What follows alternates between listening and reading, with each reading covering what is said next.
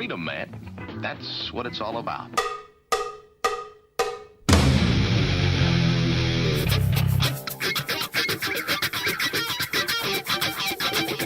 You've got to groove on freedom, like the good book says.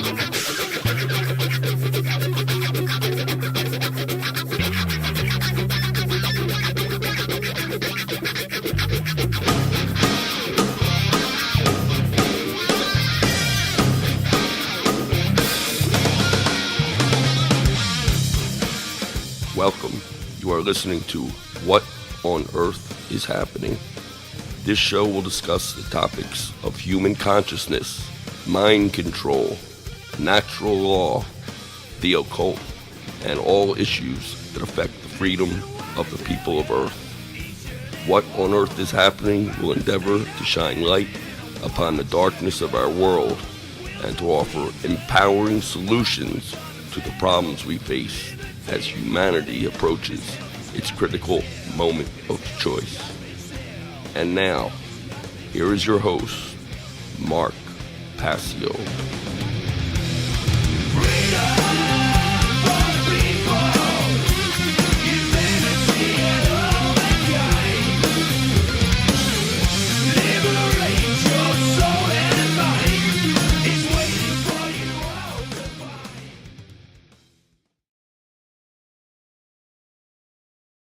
I'm your host, Mark Passio. My website, whatonearthishappening.com. Ladies and gentlemen, government is slavery. We're coming at you live today, streaming live on whatonearthishappening.com/show. Simulcasting on Facebook, YouTube, and Vimeo Live. Today is January 27th, 2019. The show is live every Sunday from 3 p.m. to 6 p.m. Eastern Time. And we have a great show lined up for you here today. I'm actually going to be getting into the reasons for my hiatus from live broadcasting and talking about what I have been doing during the so-called, the quote-unquote downtime during my hiatus from live broadcasting, the projects that I have been up to. This is probably going to be really the first What on Earth is Happening live broadcast that is entirely or mostly or entirely about me. And I'm doing this to show people that for me, the great work never stops, and it did not stop during my hiatus from broadcasting. So, I want to explain to people like the type of commitment that this type of a lifestyle takes and how it's like never something that you put down permanently, even if certain mitigating circumstances led me to have to put live podcasting, live radio broadcasting and podcasting down temporarily. And during the interim, I stayed very, very active and very, very busy. So we're going to be getting into that today. Also, I'm going to be showing people the donation gifts area of my website a little bit later on. I'm going to be also showing them the donate page on What on Earth is Happening, because I want people really to fully understand that, support is what keeps me doing this, and it's what keeps this show running and on the air. So many people were so generous during my hiatus for helping me to establish the living conditions that I have, and for helping me to get this show up off the ground with very generous donations, both monetarily and technological donations. So I want to emphasize that a little bit later on in the show before we go off the air, before we actually take your calls in the third hour of the show. I'll be taking calls in hour number 3. Calls, of course, will be taken on Discord. You can get that information on whatonearthishappening.com/show. So before I start getting into the topic for today, which is what have I been doing during my hiatus from live broadcasting, I want to let everybody know that I will be speaking at ABKCO 2019 in Acapulco, Mexico. So the conference is February 14th through 17th, 2019. I will be giving my workshop one day earlier than the main kickoff of the conference on February 13th. So I did finalize my title card for my main stage presentation. If we can cut over to the laptop view, my presentation at Acapulco 2019 is entitled Anarchy and the Occult Part 2. This is a continuation of the presentation that I gave last year in 2018, which was called Anarchy and the Occult. This year it is subtitled Religion versus Initiation. So I'm very excited to be presenting on the main stage with other great speakers such as David Icke, Max Egan, many others. You could check it all out at ABKCO.com. And I will also, as I said, be giving a one-time only special exclusive workshop at ABKCO 2019.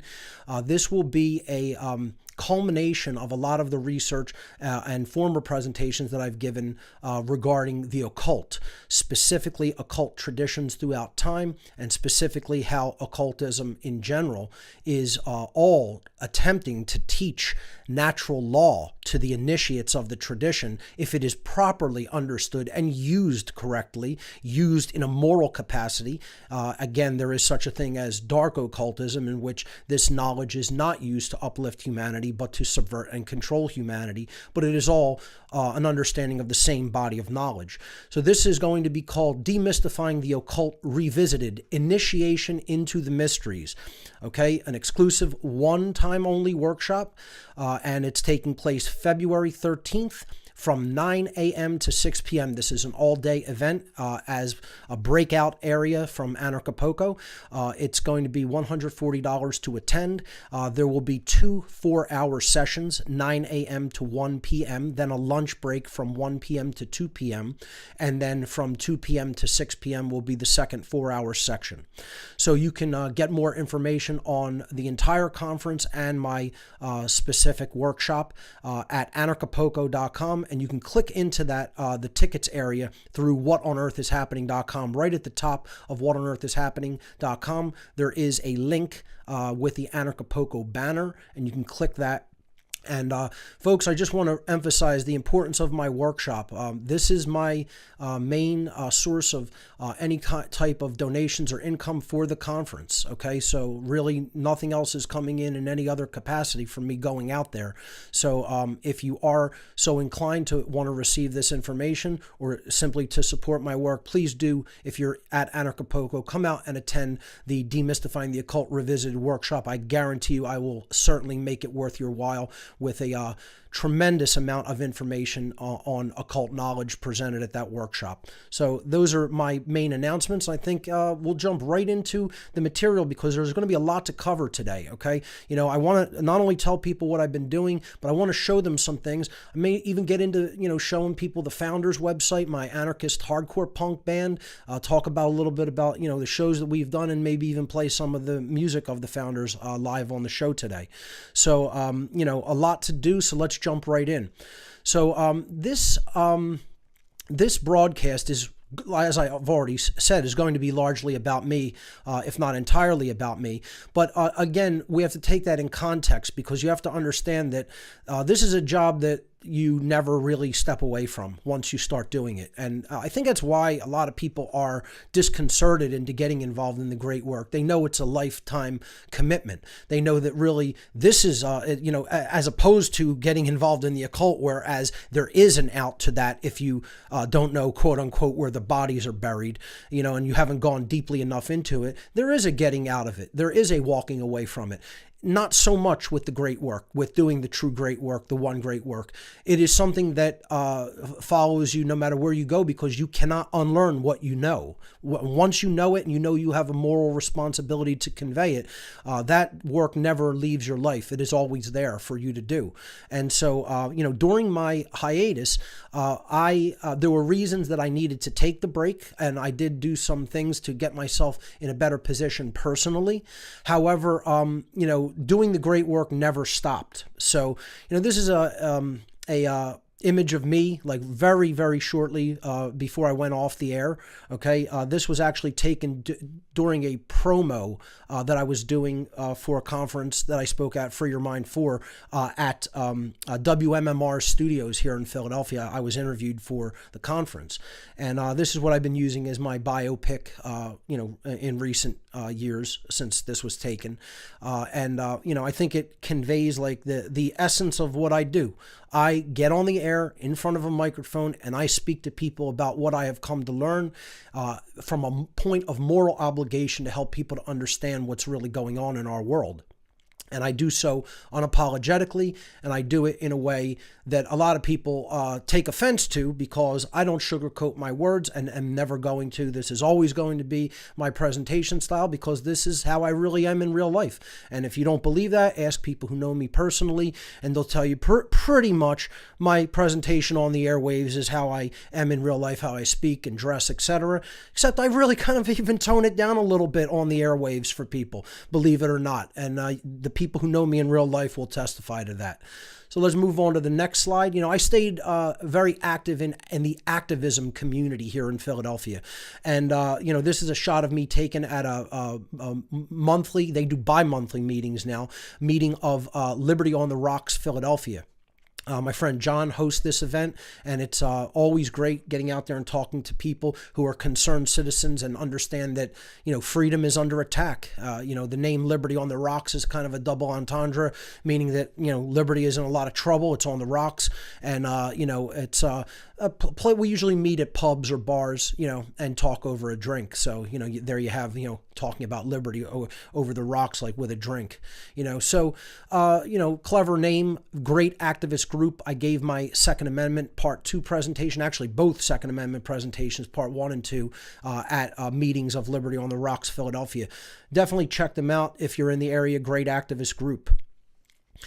I've stayed involved in personal activities that I like to do myself. So that includes shooting. Here's a picture of me with a rifle down at a local gun range.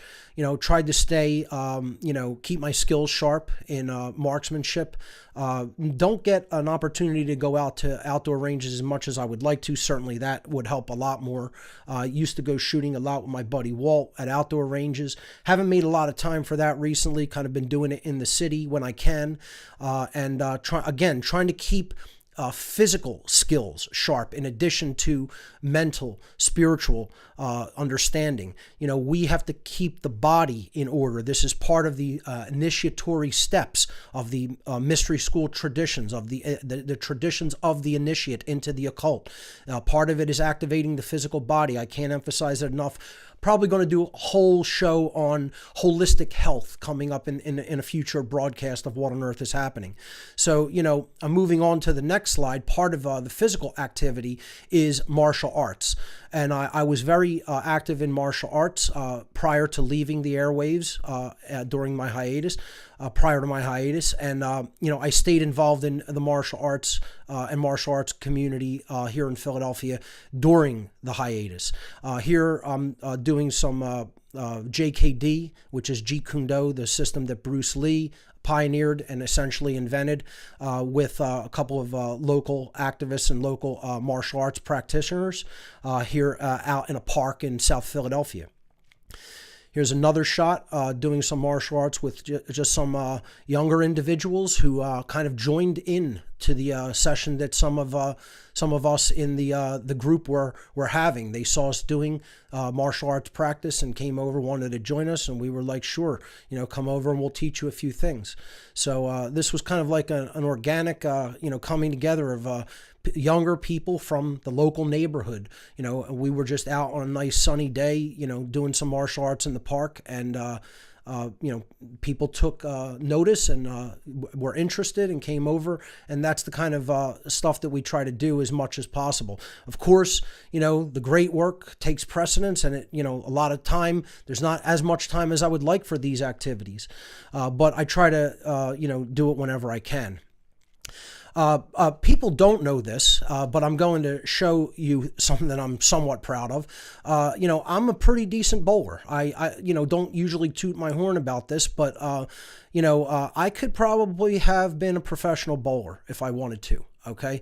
And I love bowling. I love it as an activity. I love it as a sport. I love it as a activity to get my head in a certain space, in the zone, so to speak. It's a relaxing activity to me, and I enjoy it. And I enjoy doing it with friends, or I enjoy going out to the alley alone and just rolling and, trying to get better. And I don't practice this nearly as much as I could or should. And this is a score the last time I went bowling, basically, or maybe a couple of times before the last time. But that's a pretty impressive score. I choked there in the 9th frame, as you can see, but not a bad effort there. It's probably a score that most professional bowlers roll, even on a good day. So, again, I mention this not to even brag, but I mention this because I want people to understand I have given up a lot of what I want to be doing with my time to do this educational outreach. And what I'm trying to convey here to people is, yes, this will take you away from what you want to do personally, okay? The great work will take you away from tasks that you want to do for yourself, for your own personal enjoyment, okay? And that's the compromise. That's the sacrifice that has to be made if you really want to convey truth to people, if you really want to convey what real freedom is to people in a wider way, okay? So, moving back to the slide presentation, this is an image of me sitting at my old desk in my old apartment that I shared with a friend during my hiatus from live broadcasting, where I'm basically making material for my gifts store.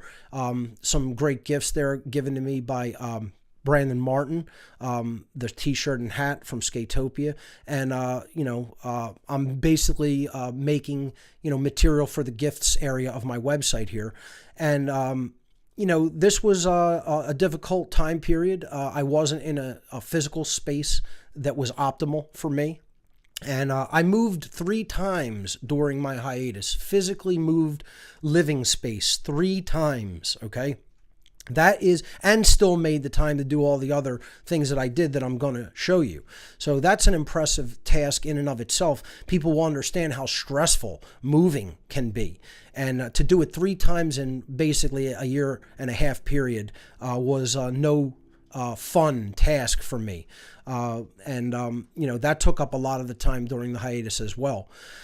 But again, as I'm saying, the great work never stopped, okay? This is me talking with people on stage at my Fake Ass Christians seminar that I gave here in Philadelphia. Being on the microphone and in front of people has always been something that I gravitated naturally toward. I've been in bands since I was about 15 years of age, okay? Singing on stage in bands as the lead vocalist. And, it's something that I think a lot of people don't do this work because they're very self-conscious of their own talking voice, their speaking voice, and being in front of people publicly. Public speaking is like one of the things that people fear more than death, believe it or not. Studies have shown, psychological studies show people fear this more than almost any other activity, including the process of dying. They're not as afraid of as getting up in front of people and speaking their mind, and this I think is culturally instilled. We have to lose that fear, and we have to, basically step into doing the right thing, no matter how much it makes us uncomfortable. This is part of why so few people do the great work. They're still worried about what other people think about them. They're still in this fear-based mindset of, what if people don't agree? What if people, don't like how I present it or what I say? You have to shed all those fears. If I let that stuff control me, okay, I wouldn't do any work. I would just constantly be worried about what other people think. Now, I am going to say some critiques of people who do complain about other people's work who are actually doing something while they're not doing anything. It's something that I want to revisit today because that goes on all the time, and it should be addressed by the actual activist community who are really taking measures to reach out to people and do things, okay? I think you get entitled and have a right to really start to complain once you're doing a certain amount. And people can take exception to that and say they don't agree with that. That's how I view it personally. I mean, I think, I look at where the comment or critique is coming from as much as I listen to what it's saying. Okay.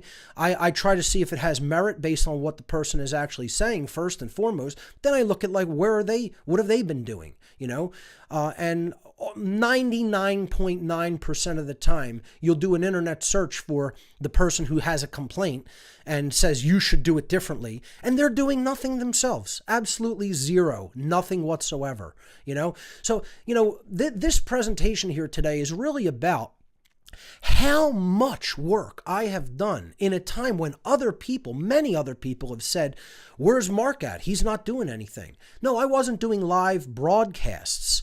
It's not that I wasn't doing anything. You'll see how much work I've actually been doing. Okay. And this is like downtime for me, where it's probably the least productive that I've been during my public speaking career. Okay.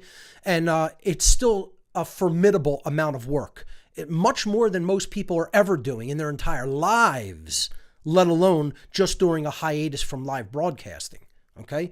So moving on to the next slide, back just as I was pretty much going off the airwaves, I had conceived of getting involved in a new musical project. And I've always liked hard and heavy music. I've never really been a fan of pop, top 40, adult contemporary type stuff. Like, I like old school heavy metal. I like old school punk rock. I used to like death metal a lot. I mean, I still listen to some of it, but I like anything that's heavy guitar driven, so stoner rock, doom metal, punk, fast punk, hardcore punk, etc. Okay, this is the type of stuff I grew up on. Okay, to be quite honest.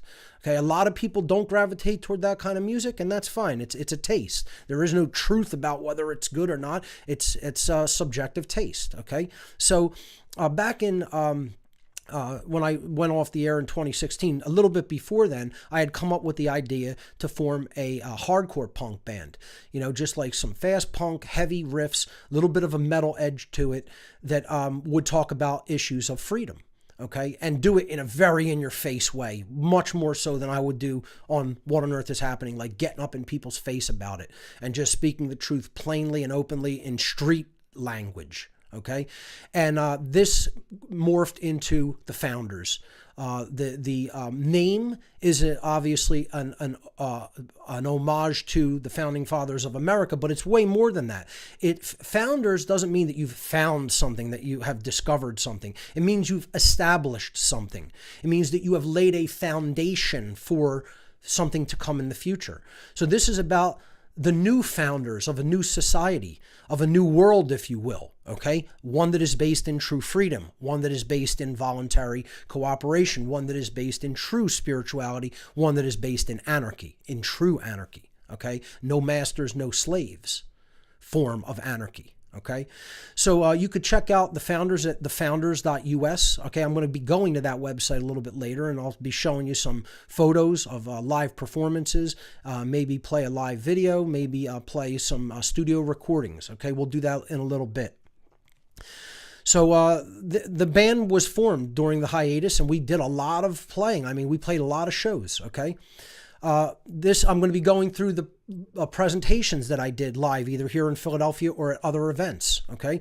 So, shortly after I went off the air, my first presentation, Demystifying the Occult Part 2, Satanism and the Dark Occult. So I gave this at the Ethical Society of Philadelphia. It was given February 26th, 2016, right here in Philadelphia, Pennsylvania. Jay Parker, my friend and fellow researcher on topics of occultism, opened up this day. It was a full day event, and he gave a presentation there as well. So it went really great. You can watch all of these presentations on whatonearthishappening.com. You can go to the videos section there. You can go to my YouTube channel, and you can watch all of this for free. All of my information is always eventually comes out for free on my website. Okay. Former shows that I do are always in the podcast section. That's the archive. Okay. I know a lot of people don't like the word podcast because it came out of Apple and the iPod. It's a colloquialism that has come into general usage, and people know what it means. It's a broadcast that you could watch after it was originally aired, and it's archived digitally online, usually in an XML feed, etc. Okay, an RSS feed. We have to just accept this is what it has become called, whether it's audio or video. People can say show archive, vidcast, whatever you want to call it is fine. I'm not basically going to change what I've had up on my website forever just to name it different terminology. I call it the whatonearthishappening.com podcast. Okay, What on Earth is Happening podcast. You can go up to the podcast page on the website to get archives of this broadcast. Okay, so that was the first presentation back, Demystifying the Occult Part 2, Satanism and the Dark Occult. You can go to What on Earth is Happening, and you can watch that for free. Again, all my video presentations, okay, after they're edited and they're made available on the gifts area of my website first, usually exclusively up there for about 3 months or so, maybe a little bit longer, and then it goes to the YouTube channel and my website for free. Okay, I'm also going to be archiving things on some other video platforms, namely Vimeo, BitChute, and DTube. Right now, those are the platforms that I've chosen to mirror content to, in addition to YouTube, because YouTube, under the satanic direction of Google, have become extraordinarily draconian and are actively involved in censorship. So I don't want to put all my eggs in the basket of YouTube. I want to start mirroring content to other video sites, and I started that with the first podcast last week. It was mirrored to not only YouTube, but Facebook, Vimeo, BitChute, and DTube. And that will continue into the foreseeable future. So moving to the next slide, at Free Your Mind 4, I gave the presentation over 2 days, The Unholy Feminine, Neo-Feminism and the Satanic Epi-Eugenics Agenda. I think this clocked in at around 6 hours total, close to 6 hours, maybe even longer. I'm not exactly sure. It was about 6 hours, I think. And, this is one that was received extremely well, and I've gotten so many good reviews and feedback from this presentation on neo-feminism as being a part of the satanic agenda to basically breed out the characteristics of human beings that the elite ruling class do not want in human beings moving forward to the next generations. And I'll tell you who gave me the best positive feedback on this presentation: women. Women have written to me in emails and just said, thank you so much for doing this work in explaining the specific social engineering and mind control tactics that are directly targeted toward women and directed against their psyches, their spirituality, their mindset. So women have actually been leveling the greatest praise for the Unholy Feminine presentation. Again, available on What on Earth is Happening .com in the gifts area. Now, see, the theme that I'm bringing up here is you have to understand how much work I did during the interim. Okay, and just compare it to what other people do, which in many cases is nothing, but they complain a lot. And to the next slide is going to talk about the 14-year relationship that I had with my former life partner Barb, which we separated during this time. That took place in early 2016 as well. It was a very difficult life event happening for me. I don't really get into my personal life very much on What on Earth is Happening. That's not what the show is about. Okay. But, to basically have a relationship and, as far as, the romantic part of the relationship as a life partner is stunning. It's a very striking thing that happens to you. You don't expect it. And, it was, for the most part, a mutual decision. But in general, I'm not going to get into the underlying reasons because this is very personal for me. And but what I do want to say is after a time period, the friendship was intact, and we have still stayed very good friends. Barb has supported me in my work like almost no other, and made it possible for me to do this work in the early years of me doing it full time. Okay. So, we have remained friends. I was just actually hanging out with Barb last night. She'll probably come over and hang out with us and the crew after the show ends today. Okay. So, it's a difficult process of going through when you're separating from a relationship that you become very accustomed to and used to. And also deciding to physically move, okay, to a location that, was not my home for the last many, many years, over 14 years. Okay, so, this is basically really all I want to say about the breakup, but just say that we did resolve our issues regarding our friendship, and we are still very good friends to this day. And that being said, I also am still very active in the lives of my fur children, my two little chihuahuas that me and Barb have as our life friends. If you switch over to the slide, there's Wah and Cheddar, and they're just tremendous. My love of animals has been something that has always been there and persists through whatever life events happen to happen. So these guys are still a big part of my life as well. So after the breakup, I really wanted to try to move things into the area of helping to get physical items into people's hands and helping to support my work by doing this, okay? Because I had really only been depending on just donations up to this point. And, I wanted to try to step the effort up to bring in some resources so that I can move this to the next level. It was about at this time that I conceived of the What on Earth is Happening video platform, okay? Obviously, I was looking into software to do it, and I was looking into the feasibility of me being able to do it myself, just like I did when I broadcasted audio only. I did a test episode with a friend, with actually Tim Smith, who I'm going to talk about in a moment, who basically came up with and organized the Free Mind Fest in Philadelphia. And the episode that I did with Tim, I never aired. I scratched it because the production quality was not where I wanted it. And upon realizing that I wouldn't just be able to continue broadcasting and doing the show live myself with the production values that I wanted to uphold, I just decided to take a hiatus, bring in some resources and donation money to help fund it the way that I wanted to do it. Because see, I operate under a pretty simple life strategy, and the life strategy that I try to operate under is, if it's worth doing, do it right, do it all the way, do it up all the way. Okay, don't do it half-ass, do it right, make it look good, make it aesthetic, deliver it properly. Okay. And I think that's a thing that a lot of people don't do, especially live broadcasters. They hit the broadcast button, they point the camera at themselves, whether it's a webcam or a phone cam, and they go, I'm just going to talk off the cuff. Okay. They do very little in the way of preparation. They do very little in the way of pre-production. Okay. And it comes off that way. You see it in the end result quality. Okay.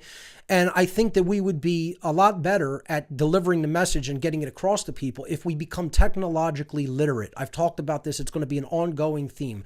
Technological literacy, really understanding how to do something, understanding how to do it with best practices. In other words, the right way. This is part of learning in technology. You learn what's called best practices. Okay.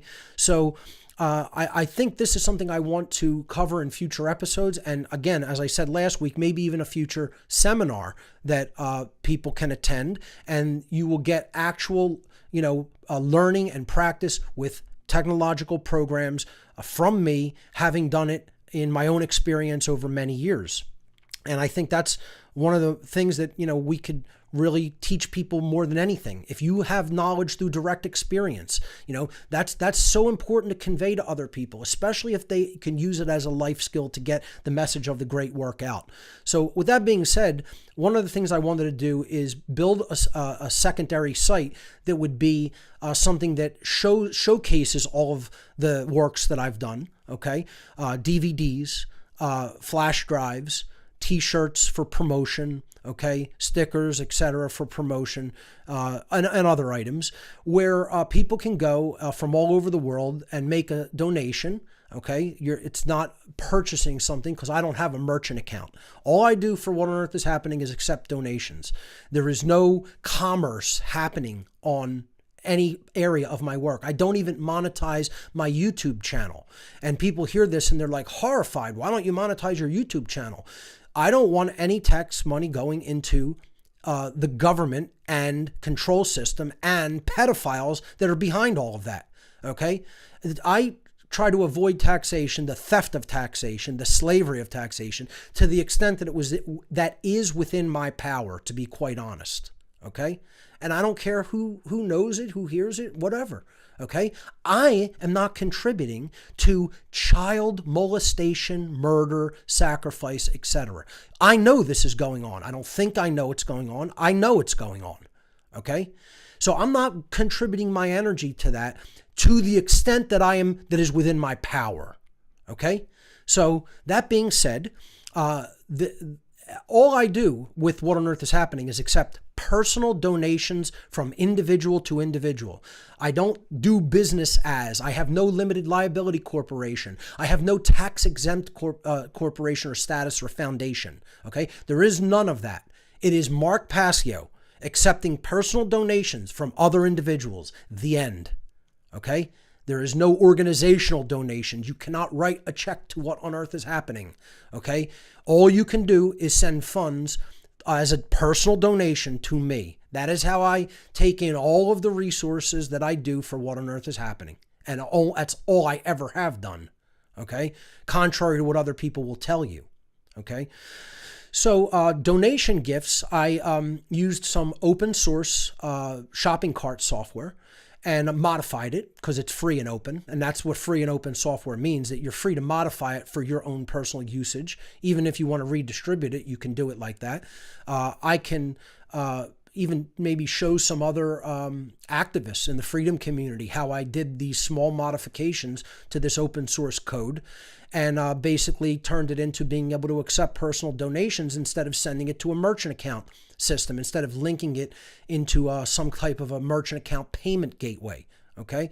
And it's been working quite well. It doesn't work like a normal e-commerce site because it's not. And I'm going to take people through that later on in the show. But donation gifts has been very successful. People have been very generous and have really said that they're very happy with the quality of the items that they get from here. And it helps to get the word out. You know, you cannot imagine how many copies of presentations I have sent all over the world, to every country in the world. Okay? Getting the word out to people that I never would have met otherwise, that I never would have known. Okay? This is a reach out effort, donation gifts. Okay? You can go to gifts.whatonearthishappening.com, but I really suggest, instead of even just typing that in, just click the gifts tab on the website or hit the gifts button, because it's going to give you a little caveat at the beginning, as I'm going to show you later, that you have to have a PayPal account or you have to have a Bitcoin wallet to donate. These are the only ways I accept personal donations: paypal.me and Bitcoin. So, you know, if people know how Bitcoin works, it's pretty easy to make a donation there. My Bitcoin wallet address is right on the donate page. I'm going to show people that later. But you have to have one of these too, okay? I don't accept direct credit card. I don't accept direct bank transfer, okay? You could do that indirectly through PayPal, but you need the PayPal account first. So I just want people to understand that, and I'll show you how the whole process works later on in the show. During the hiatus, I also, very shortly after I set up What on Earth is Happening donation gifts, I helped a friend start a little side business that he wanted to begin with t-shirts and some health items. And some concealed carry items, firearms concealed carry. It's called 1776 Gear. My buddy Steven started this, and we basically put up a website where you can get t-shirts, and you could also, we have affiliate programs set up where you could do some concealed carry gear and some health items. Very rudimentary shopping website for some patriot apparel. You know, some freedom loving people apparel insofar as t-shirts go.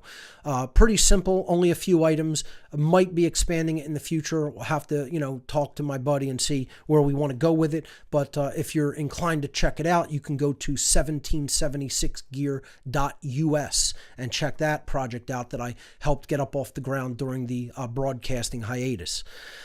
Also, as I mentioned before, I spoke at an event that my friend Tim Smith set up, which was called Free Mind Fest. This happened at One Art Community Center in Philadelphia, which is kind of in West Philly. and great place, great people, good outdoor venue. This was like a music festival with speakers from the activist freedom community speaking during the day, and then they had bands play all night into the night. So this was September of 2016, in late September, and was pretty successful. Great participants, some good music. They had a vegan truck run by Vinny, who debuted his vegan cooking truck at the event, and it was a semi-decent turnout. I think it needed a little bit more promotion, but in general, it was a very fun time. There you see the One Art Community Center with the great artwork. I think that's Jordan Page on stage playing for some folks. I'm not sure if it is. I think it is, and great event for a first-time event. And I gave this, I'm sorry, I'm going to go back for a moment. I didn't put the slide there because I gave the full presentation at a later time, but I gave an abridged version of Duress, Dissidence, and Deadly Force at this event, Free Mind Fest. Unfortunately, I couldn't do it with my slides because they didn't have a projector that was bright enough lumen-wise to cut through the direct sunlight during the day, and the stage just was not dark enough for that.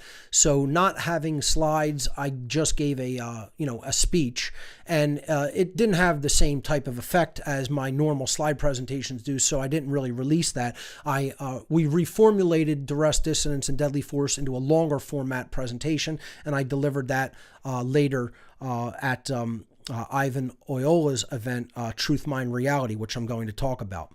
So that was Free Mind Fest in the summer of 2016. And then after that, this is when the founders really started playing a lot more shows. Okay, we got into live performance a lot. Only played at a few venues. It's very difficult here in Philadelphia for music that's outside of the normal paradigm of popular culture and popular music here in Philadelphia. I would go so far as to say that the Philadelphia music scene / community is actually very closed-minded. I would actually go so far as to say that. Okay, it's closed-minded and not very inventive. It's not very innovative at all. Okay, it's a lot of rehashed stuff. It involves a lot of status quo thought, okay, and it involves a lot of nihilistic thought, quite frankly, okay. The founders, we come out of left field with a message of real freedom and real anarchy, and people do not know what to make of us here in this city, because this city is a leftist stronghold of communism and socialism, okay. So when we come out, projecting ideas of true anarchy and true freedom, like people are like deer in the headlights, syndrome. Okay. So, only a few places would even have us at the venues to play because they're so scared of the message. Okay. And, here's a shot of us playing on stage live at a local venue called Connie's Rick Rack. Went pretty successfully. We debuted our, as I'm going to talk about, our debut album, our debut EP, I should say, demo EP, a little bit later, actually earlier the next year in 2017. So I'll be getting more into that. Here's us into the studio. Okay, I'm cutting my vocal tracks there, and this is the EP that we released, and it was entitled "No Masters, No Slaves." This was a 6-song EP. We put this out in January of 2017. We recorded it in January of 2017. We released it, I believe it was April of 2017, and we released that in Philadelphia. It was a big debut release show that a lot of people who were at the Free Your Mind 5 conference came out to see the debut and watch see the debut of No Masters, No Slaves and watch our performance. And a lot of great people turned out. It was a really fun time. So, following that, I gave in June of 2017 the Fake Ass Christians presentation. This had been in the works really almost since the time that I stopped broadcasting. It was a very long format presentation that really talked about all of the aspects of Christianity, so-called Christianity, which have been co-opted by the church, by occult traditions, by people who are just fake Christians, that they are Christians in name only. And I went very deeply into all of these topics. it was given at Ruba Club, a club that is in North Philadelphia. That this was where Free Your Mind 1 took place, actually, the first ever Free Your Mind conference. Back when I was actually involved in the organization of the conference, I, of course, was the organizer of Free Your Mind 1 and 2, handed it off to other organizers as of 3, 4, and 5, and have laid my involvement down with it since then. But this was done at the building where Free Your Mind 1 was hosted, Ruba Club, and it went very successfully. Over 100 people turned out. My friend Tracy organized this at Ruba, did a great job in doing so, and the people who turned out were very highly interested in the true great work, and I'm still friends with many of them to this day. I consider it very successful. It's, of course, available for free on whatonearthishappening.com. So you're seeing, my presentations did not really stop or slow down, okay? They kept going, and they continue to keep going. I'm still not only doing this show, but I'm planning on future presentations as well that I'll be delivering here live in Philadelphia. So at Fake Ass Christians, I made a public challenge to Pope Francis to fight me in a mixed martial arts match, okay? Tongue-in-cheek, obviously, but, not really so much. Like, if he accepted, I'd take him up on it, okay? I did this because I said, God knows that you would never be able to defeat me philosophically. You don't have a philosophical leg to stand on, pun intended. And, so I challenged him. I said, I'll give you a fighting chance, literally, to beat me at something. So let's get in the octagon and do an MMA fight. And here's a picture of me doing an eye jab toward him. Sorry to say, I'm sorry to disappoint the viewing audience, folks, but it's a sad truth that Pope Francis did not take me up on my offer to fight me directly in an MMA bout. So, it doesn't look like that's going to happen. It will not be on pay-per-view, okay? I was really looking forward to getting in there and grappling him, taking him down to the ground, doing some ground and pound, but it doesn't look like it's going to happen, So the offer's still open-ended. Anytime you're ready, I'll be here. You come into Philly, next time you're in Philly, the offer's right on the table for you. This absolute communist, Satanist, and pedophile protector, okay? The offer's still on the table there, buddy, okay? Anytime you're ready, all right? So that was Fake Ass Christians. And as I said, I moved 3 times, folks. 3 moves. It's a huge, a life event to move. And I moved 3 times, okay, during the hiatus. I'm finally in a place where I feel like I can really do some real work. And this place was not in good shape when I came here. It had work to be done upon it. And people helped me get that work done by making very generous donations so I could actually get the place in order so I could start working and put this whole show together. Okay. Here's me, all beaten up, working on the house, toolbox, looking for some stuff in the old toolbox, paint all over me, caulk all over me, breathing mask on, it was a rough time. Okay. I had to do a lot to get this place livable. And, I want to thank the people who made that possible through, their generosity. So, this was what? This was, the fall of 2017. So that's when I renovated this place, fall of 2017, and it came together very nice. I could say it's very comfortable for me, and I have a space that I can do my work. I would love it if I had one more room. I'd make it a studio, okay? We have to break this place down. I'm in my bedroom right now. Right now, I'm sitting in my bedroom. I'm sitting on the floor space where my bed is usually over, where I actually sleep at night. That's where I'm sitting right now. So I don't even have an extra room to set a studio up to do this live broadcast, okay?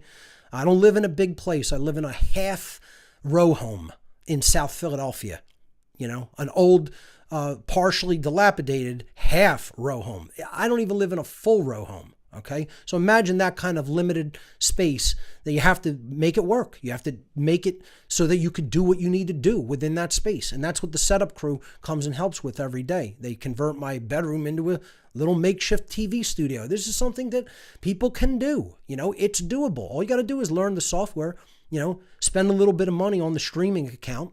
It's possible. Okay, I'm going to talk about a network that I'm trying to put together, okay, a little bit later. That is all about learning how to use some technology to do the great work. So then February 2018, okay, last year, I spoke for the first time at ABKCO, okay? So I gave Anarchy and the Occult, What Anarchists Ignore is Killing Them, was the subtitle. Highly successful presentation, a lot of interest at ABKCO, a lot of great people attended my workshop there. The workshop was on symbolism and sovereignty. I think it was Anarchy and the Occult, Sovereignty and Symbolism was what it was called. Had over 100 attendees, just great people, a lot of great questions. I'm going to do the same format this year for the workshop. It's one of the few times and places that I felt that the room was right to have questions be taken during the workshop. So not at the end. As I went through material, I took questions on the material that I just presented live. And it went great. It was done very respectfully by the attendees. And I expect no different this year. So that's how we're going to run the workshop in 2019 when I give Demystifying the Occult Revisited.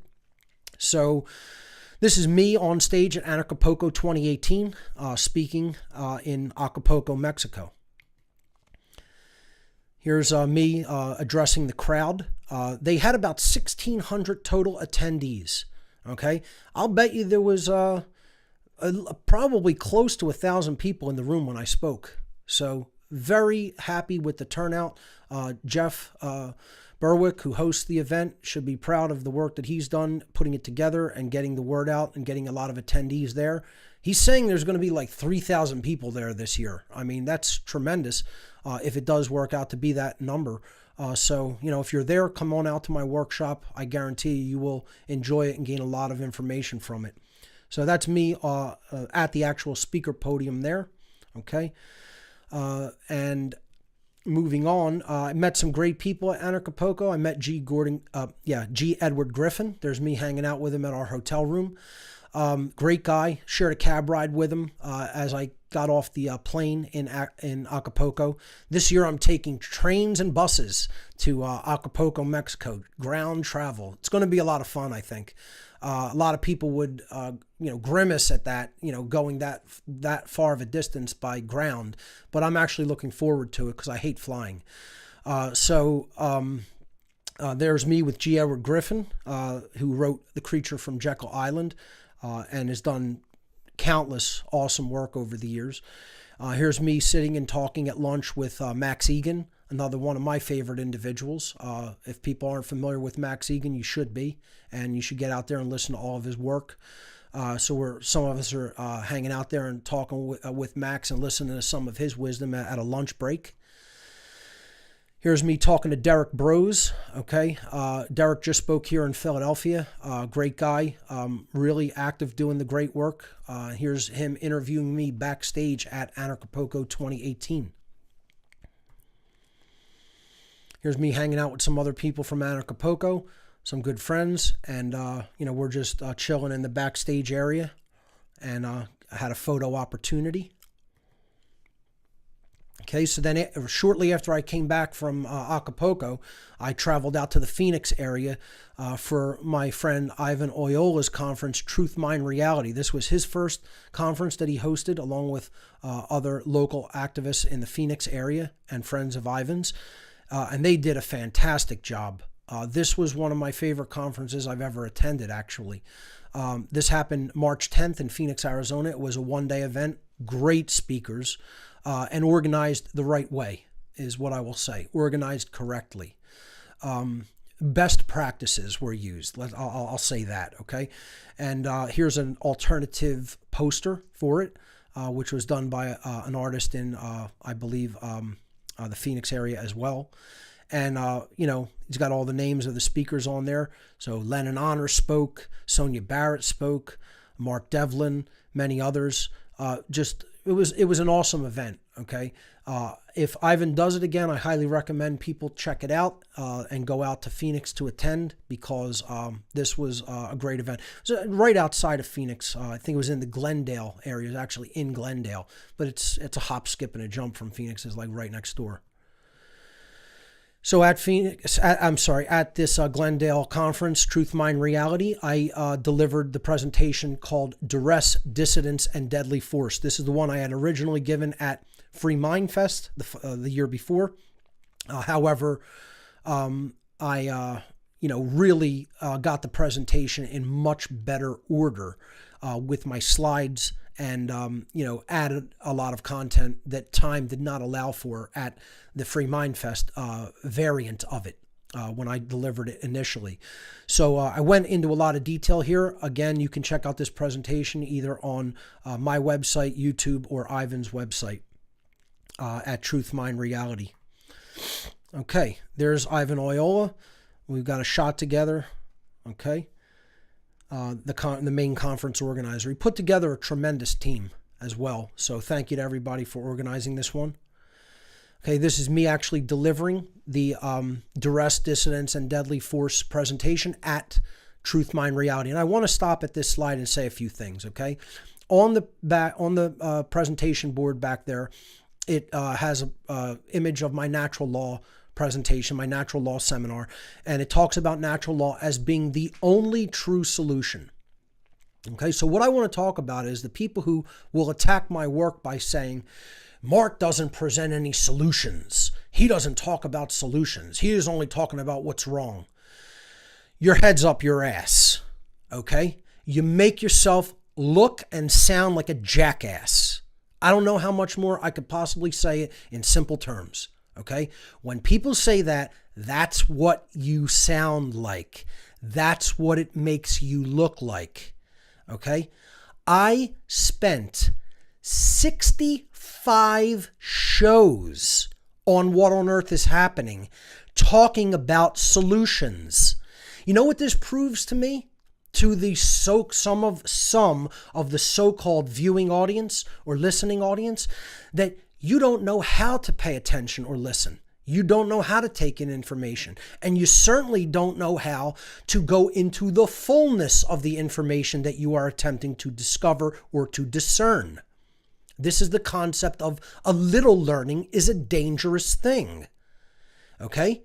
People they skirt the periphery. They do not delve into the deep waters of knowledge in most cases. Okay, not a blanket statement, some do, but it is a generalized statement that this is true most of the time, okay, for most people.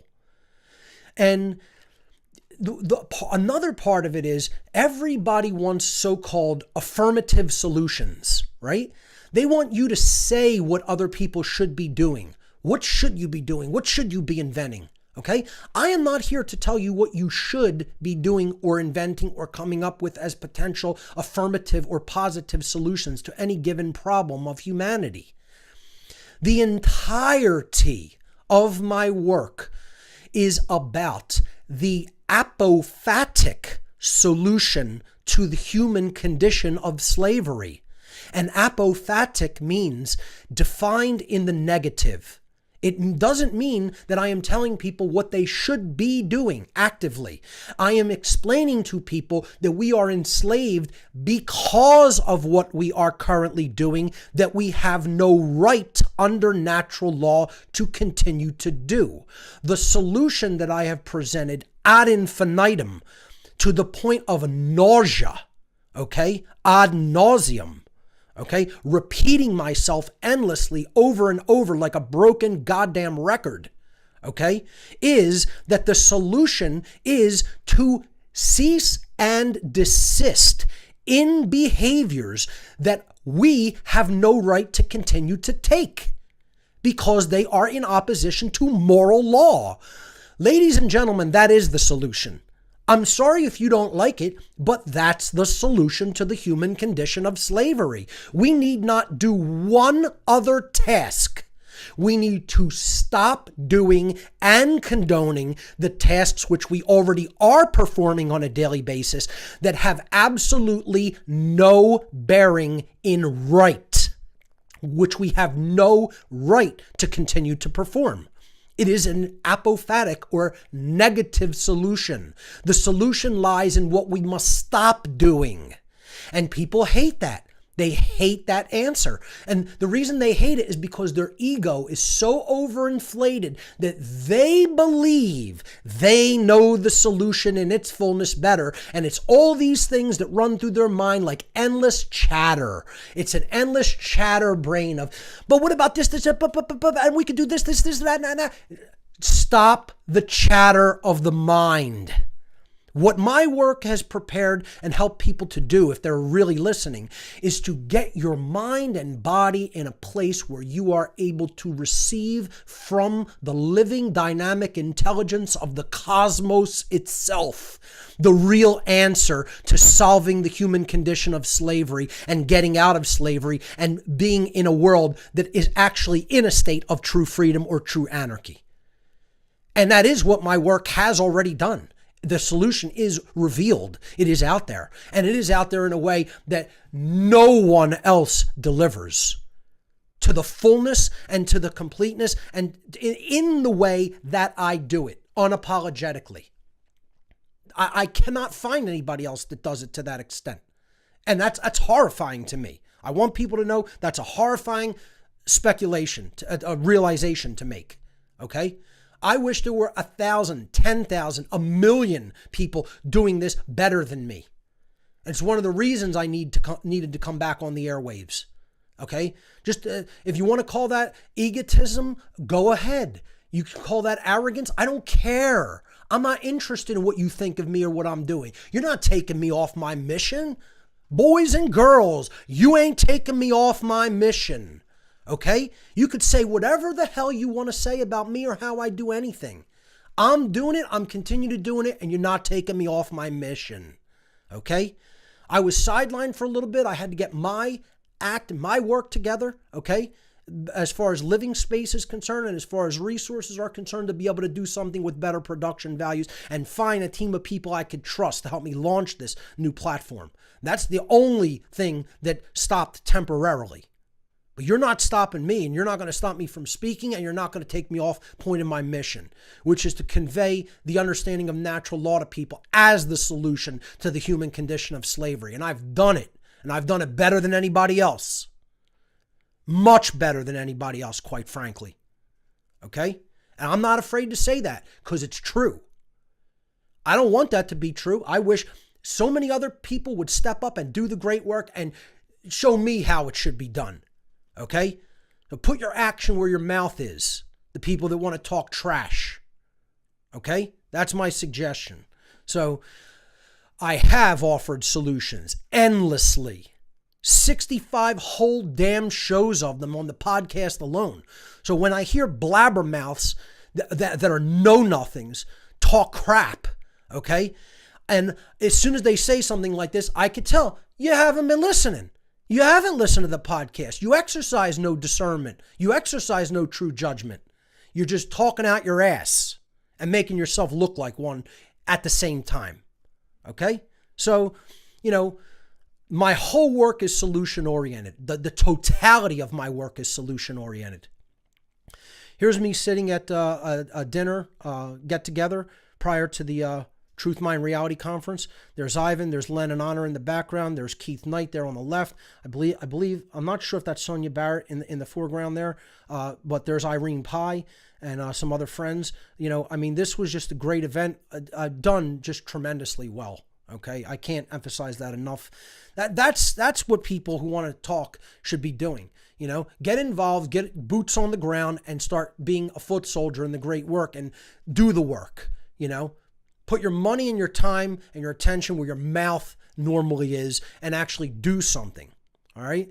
So in the downtime, I've been starting the production of a documentary, of a full-length documentary called Mark Passio and the Science of Natural Law. It's going to briefly be a little bit about my speaking career, and it's going to then get into what natural law is as an actual knowable science and how natural law really works, okay? And what the understanding of it is, and what would happen in the world if we truly understood it and applied it and lived according to it.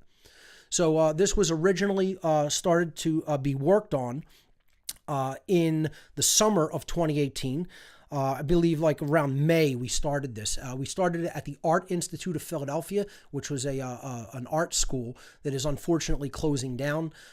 My good friend Craig DeVideo is somebody who taught there, and he brought me on into the space to work with the students to start putting a documentary together as a kind of a public service to the community and to help the students get some work under their belt in their art portfolios as video students. So this is where it started, and now the project has been handed off to some of the members of the team of State of Anarchy. Carmen and Pat are actively working on this project now with me, and it's coming along great. Okay, we're taking our time with it. It will not be finished anytime soon. I'm hoping by the end of the year. That's probably, realistic, okay, because I'm traveling, and then I have some other projects I'm going to be doing mid and later in the year that I'll get into. But I'm going to project we can get this, we can knock this documentary out in the editing phase and get it out there by the end of 2019. That's my goal anyway for it, okay? So be on the lookout for the documentary, full-length documentary called Mark Passio and the Science of Natural Law. It's actively in the works. Just to very briefly talk about the book project I had started, it is still in the editing phase. I still do want to release that, okay? Maybe by sometime in 2020. I mean, I know it's been on the back burner. I am not a writer by quote trade. I can write. I'm very effective when I write. I don't enjoy it. Okay. I certainly don't enjoy writing. Okay. I do have people who are volunteering help on that project and have done a tremendous amount of work already. It is timeless information, so I could release it in 2025 and it would still be relevant. Okay. But that's on the back burner right now. I'm trying to make time for it when I can. And hopefully I will still complete the book, which I was simply going to call What on Earth is Happening, or at least What on Earth is Happening Volume 1. Okay. So, a lot of people asking about the update on that. There it is. It's not really good because it's not close to being finished. So maybe in the near future. Okay. Writing is something that I need a fire lit under my ass to do. Okay. It's not something that comes naturally. I prefer the spoken word. Okay. That's what I prefer. So I prefer talking on the microphone or getting in front of the camera and talking. Okay. That's how I feel information is communicated most effectively. And it's done with inflection and tone, body language, okay, eye contact, etc. All of that. Okay. That's how I prefer to work. That's the tradition that I learned the most from and gained the most from. Mouth to ear tradition. Okay. And that's why that comes naturally to me. I gravitate toward that media. What I don't gravitate toward naturally is writing. Okay. Although again, I do it well and effectively, but it's on the back burner right now. And that's all I'll say about that. So then, summer of 2018, I gave, as part of Philadelphia Liberty on the Rocks, hosted by my friend John, I gave the true meaning and purpose of the Second Amendment, Part 2, Arms, Needs, and Cowardice. This went over great. We pulled in probably about 80 people into Adobe Cafe for this short lecture. Went a little bit longer than I thought, a little over an hour, and it came off beautifully. I think some of the graphics in this one were some of the best that I've put together, and a lot of people gained a lot of information about what the real dynamic of self-defense is all about and how far it extends. Okay, so that, again, also available at whatonearthishappening.com. You can watch it in the video section. If you want a hard copy of it, you can go to gifts.whatonearthishappening.com, and you could get that in the gifts area in DVD or flash drive. Here's me delivering the presentation. We're recording it. and delivering it on the screen there at Adobe Cafe in their back room. I plan on doing more events at this venue. Great people. It's a good area. If it's a small crowd, we could do it in the downstairs room, which is where I'm doing this right now. It can hold about 100 people. I think we had about 75 to 80 people there is my guess. I think about 80. And then, they have an upstairs room that's like a ballroom that could fit like 250 people. This old school style dance ballroom, like for family events, like weddings and whatnot, and family reunions. And it's like really cool old school ballroom type venue. And I'm planning on renting that out for larger presentations here in Philadelphia. So, look for events coming out in the future at Adobe Cafe right here in South Philadelphia. Okay, so then I tabled at the MUFON National Symposium, July 2018. This was this past summer. Here I am at the table where many great researchers and speakers presented information at the National MUFON Symposium. I had all my DVDs and flash drives out there, coasters, talked to a lot of great people. A lot of great conversations happened at this one. Met a lot of people from the UFO community, the disclosure community, etc. Had a good time. So thank you to the event organizers for that one. Here's me and my assistant, Leah Boone, tabling at the event on the next day. And, it was an overall very positive event. And, if I'm invited back to do that again, I would do that again. I spoke at a MUFON event at a local statewide conference before that was hosted by my friend Jennifer. And, I've stayed somewhat active in the whole research community when it comes to extraterrestrial intelligence and, the whole disclosure effort. So, this was a fun time and got to meet and greet with a lot of cool people at that event as well. Here I am talking to one of my favorite researchers, Travis Walton, not just a researcher, but an experiencer. And here he is holding my natural law seminar DVD at the National MUFON Symposium. So, a great overall positive event. I've continued to work with the Tesla Science Foundation. This was the event I just gave just before coming back on the air. January 12th. Okay, the show debuted on the 20th. So this is 8 days before the debut of the new show format in New York City at the Nikola Tesla conference that was at the New Yorker Hotel where Tesla lived for his last many years of his life and eventually passed away right in that building. So it was called Tesla and Humanity's Missing Paradigm Shift.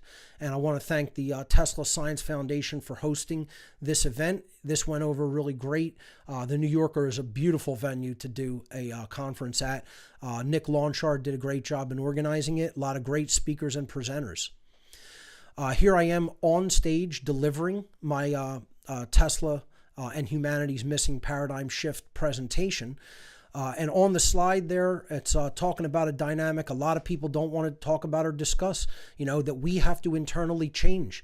We can't just say that we want change externally and talk about it and wish for it to happen. We have to be the change that we want to see.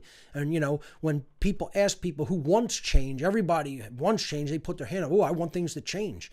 But they don't want to look at the requirements for that change to take place. And the main requirement for that change to take place is you yourself must think differently about the world and yourself and other people than you are currently thinking. Change starts with mental change. All physical, manifested, real-world change starts with mental change and spiritual change. And then when the person who's saying, we all want to see these things change, but who wants to change? Themselves. Then all the hands go down, all the heads go down, and you could hear the flies buzzing in the room and the crickets chirping. Okay?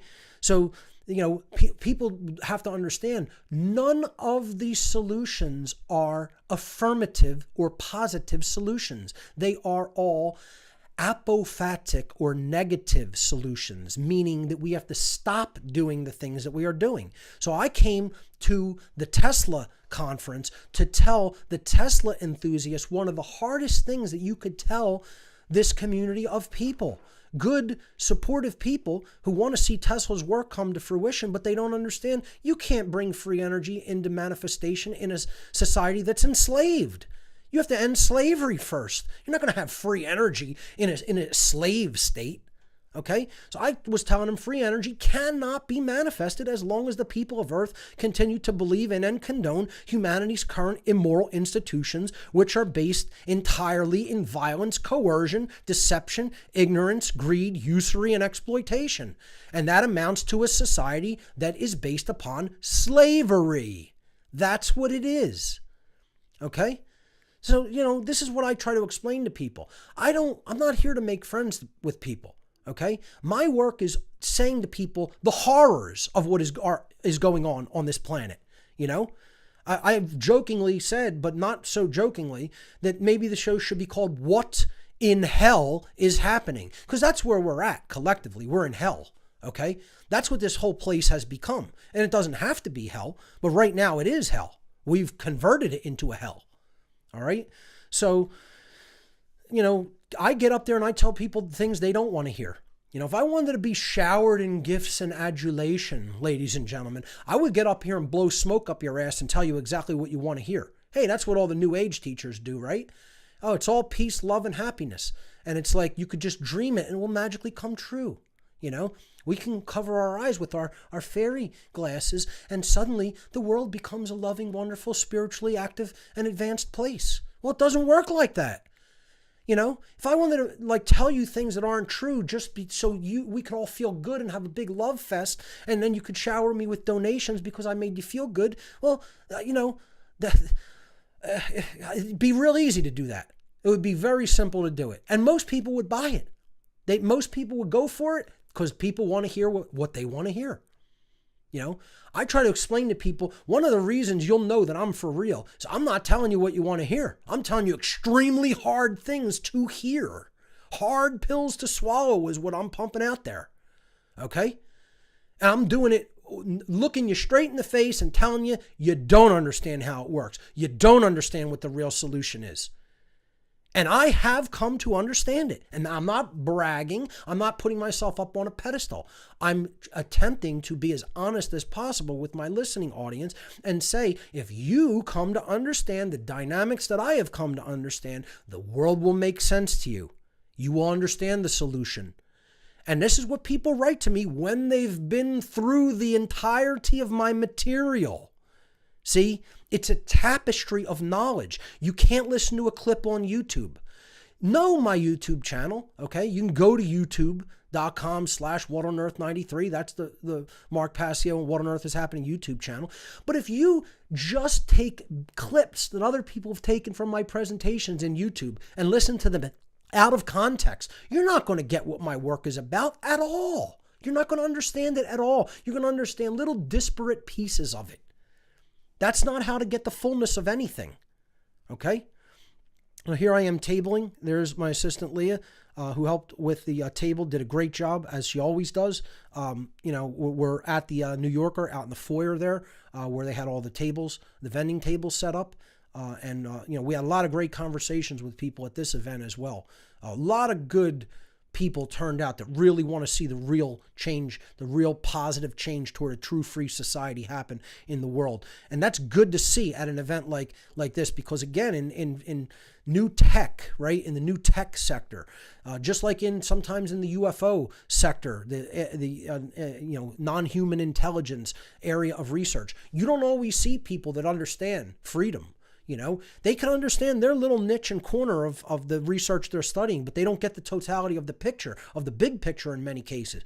Well, at the Tesla event, I saw a lot more of that than I had ever seen before. So the message is getting out there, to select people, but, we need to grow it a lot more. But it was good to talk with some people that really did get it at that event. And here's some of the crew that I was running with during that day, out at the Tesla event. We stopped and got some lunch at a local place in New York, had a pretty good time while we were out there. Okay, so, the hiatus ended, but, during the hiatus, We practiced extensively to do this broadcast. I know that this will get a kick, a little rise out of all the people on the setup crew and production crew, because a lot of them didn't understand how much we were going to practice to pull this off, okay? We practiced for like months, okay? Months in advance of this show. And I would say like we really did like almost like, quote, dress rehearsal practices for like a full 4 months before we really started broadcasting live. Okay. And that's typical of how I proceed. I want to see the value be brought forward for people in a way that is done with good production values. And, I'm sure we could probably advance it in the future and get it even better. But right now, this is what I conceived of. This is the whole aesthetic of it. The format is working, I think, beautifully. I want to thank again the production and setup crew, because they're just doing an absolutely astounding job, okay? And thank God they came to my assistance, okay? I'm very appreciative of that, because I would not be able to do this myself, okay? The great work is about coming together and cooperating, okay? So, going back to the slides here, we put together this new great format, and it's been going off without a hitch. And I hope that will continue indefinitely into the future. I think people are gaining a lot from it. Okay. So, again, this is a lot of pre-production planning and work, sitting here week after week, doing the whole setup, running the show as if we, off of the live streaming, just running it like we would and seeing what the quality comes out like, and, tweaking it, making technological adjustments, making different little setup adjustments. This is a labor of love. Okay. And this was all done in the months leading up to me coming back on the air. Okay, here's another member of the crew, Tom. We're contemplating some stuff, how we're going to do certain things. And you can see, this is just my bedroom, folks. We make it look like a little makeshift TV studio, but we're just in the place where I sleep every night. Okay. Because I would love to have just a little bit bigger of a place to have like a studio, or even like a basement that I can convert into a studio. We just have to move things out of the way and get it done in the space where we're at, This is how the room is today. Okay. This was last week as we were setting up and trying to get lighting and everything right. And there you see my bed pushed up against the wall on that side of the room, and just things taken out of the way so that we could, have enough setup space and floor space to do this. And this is how you can do things on even a shoestring budget. Okay. You don't need a big multi-billion-dollar studio. Okay. It'd be nice, be great. Hey, if you have those kind of resources, go for it. That's what this is all about, is advance your effort, build upon your previous effort, move things forward, grow your project. That's what everybody should be trying to do. Okay. That's what this is all about. That's how you reach more people. Okay. But, this is done on as shoestring of a budget as it can be done. And, this is what people are coming to my assistance to make happen. Okay. So, it's just, it's humbling. It's a humbling thing, because again, to realize that the vision that I came up with, I recognized I could not do alone. And then upon, asking for help, it was tough to get people who really were committed and wanted to do it and volunteered their time and effort. But when they did come, the right people showed up. Okay. And they're really getting it done. So, that's the early stage of the rebroadcast, okay, of coming back onto the air, back into broadcasting.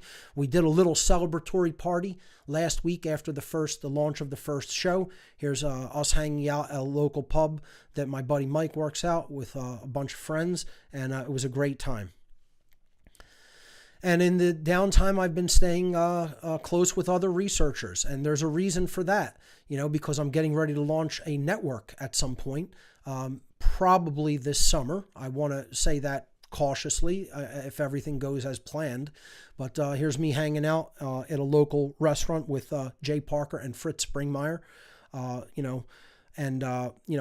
this work has brought me in touch with some of the best people out there who are really trying to put the word out about what's really going on in our reality. and I thank all those types of researchers for their efforts. Here I am hanging out with Fritz and Bill Church. We went to City Tavern. It's not the greatest of photographs. I tried to clean it up as much as possible. There was a little bit of distortion on it. But we hung out at City Tavern, which was like a rebuilt version of the tavern that the Founding Fathers actually gathered at during Revolutionary War era period here in Philadelphia. And we went there, during their stay here in Philly. And here we are hanging out outside of where Thomas Paine basically produced and distributed the pamphlet Common Sense, which was one of the things that led to popular support for the American Revolution. So, really, staying in touch with friends and researchers has been a big part of what I am doing coming up in the future as well. And this is the logo for the work that I have planned, which is called the One Great Work Network. Okay, what this is going to be is a collection of researchers that I personally like their work, that I trust, that I think are doing good work to try to bring the truth forward to people in the ways that they do it. Okay, it's not going to be just mirroring Mark Passio's stuff. It's going to be an eclectic variety of other researchers that I feel are making a valued contribution to the great work. Okay, in the way that they can. And, I want to launch it basically as like a 2-section network. Right now, we've launched this just as a Facebook group, a Facebook page, I should say. Okay, and we're doing that just to keep people abreast of some of the people and their work who are going to be on the network. Okay, so you could go onto Facebook and type in One Great Work Network, and that will lead you to the place where we're basically setting up as like an introductory area. We launched this as an introduction to the network. Okay, this is eventually going to be a full-fledged subscription-based website where we have a ton of free content, and then we have for subscribers that wish to give a donation to the effort of all of the researchers. We have a premium section that will require subscription, okay? And essentially then the other hosts of the network will also have a way of actually bringing in resources through the people that subscribe so that they can make something for their contributions to the work, okay? So this is going to basically help put resources, put money into the hands of the contributors of the network. Okay, that's what this is for. Okay, so it's going to be called One Great Work Network. The page is up. Okay, please, ladies and gentlemen, it's a shell. Okay, it is all that is up there is a shell. The content is not up there. The subscriptions, while it will lead you to the place to make donations, just don't do it now until we actually start the network. Okay, so it's onegreatworknetwork.com. That's going to be the site. Okay, we're going to be building this out over the next few months, okay, as we bring content creators on board with the project, okay? And then we will start taking donations. I'm going to say later in the summer, okay? That's my projection about when this will be ready, okay? So right now, do not subscribe yet. I will let you know when we have officially launched, but that will be the website. I finally have gotten some interest in getting this built out by a webmaster who is more likely than not going to start that effort. Okay, so One Great Work Network, be on the lookout.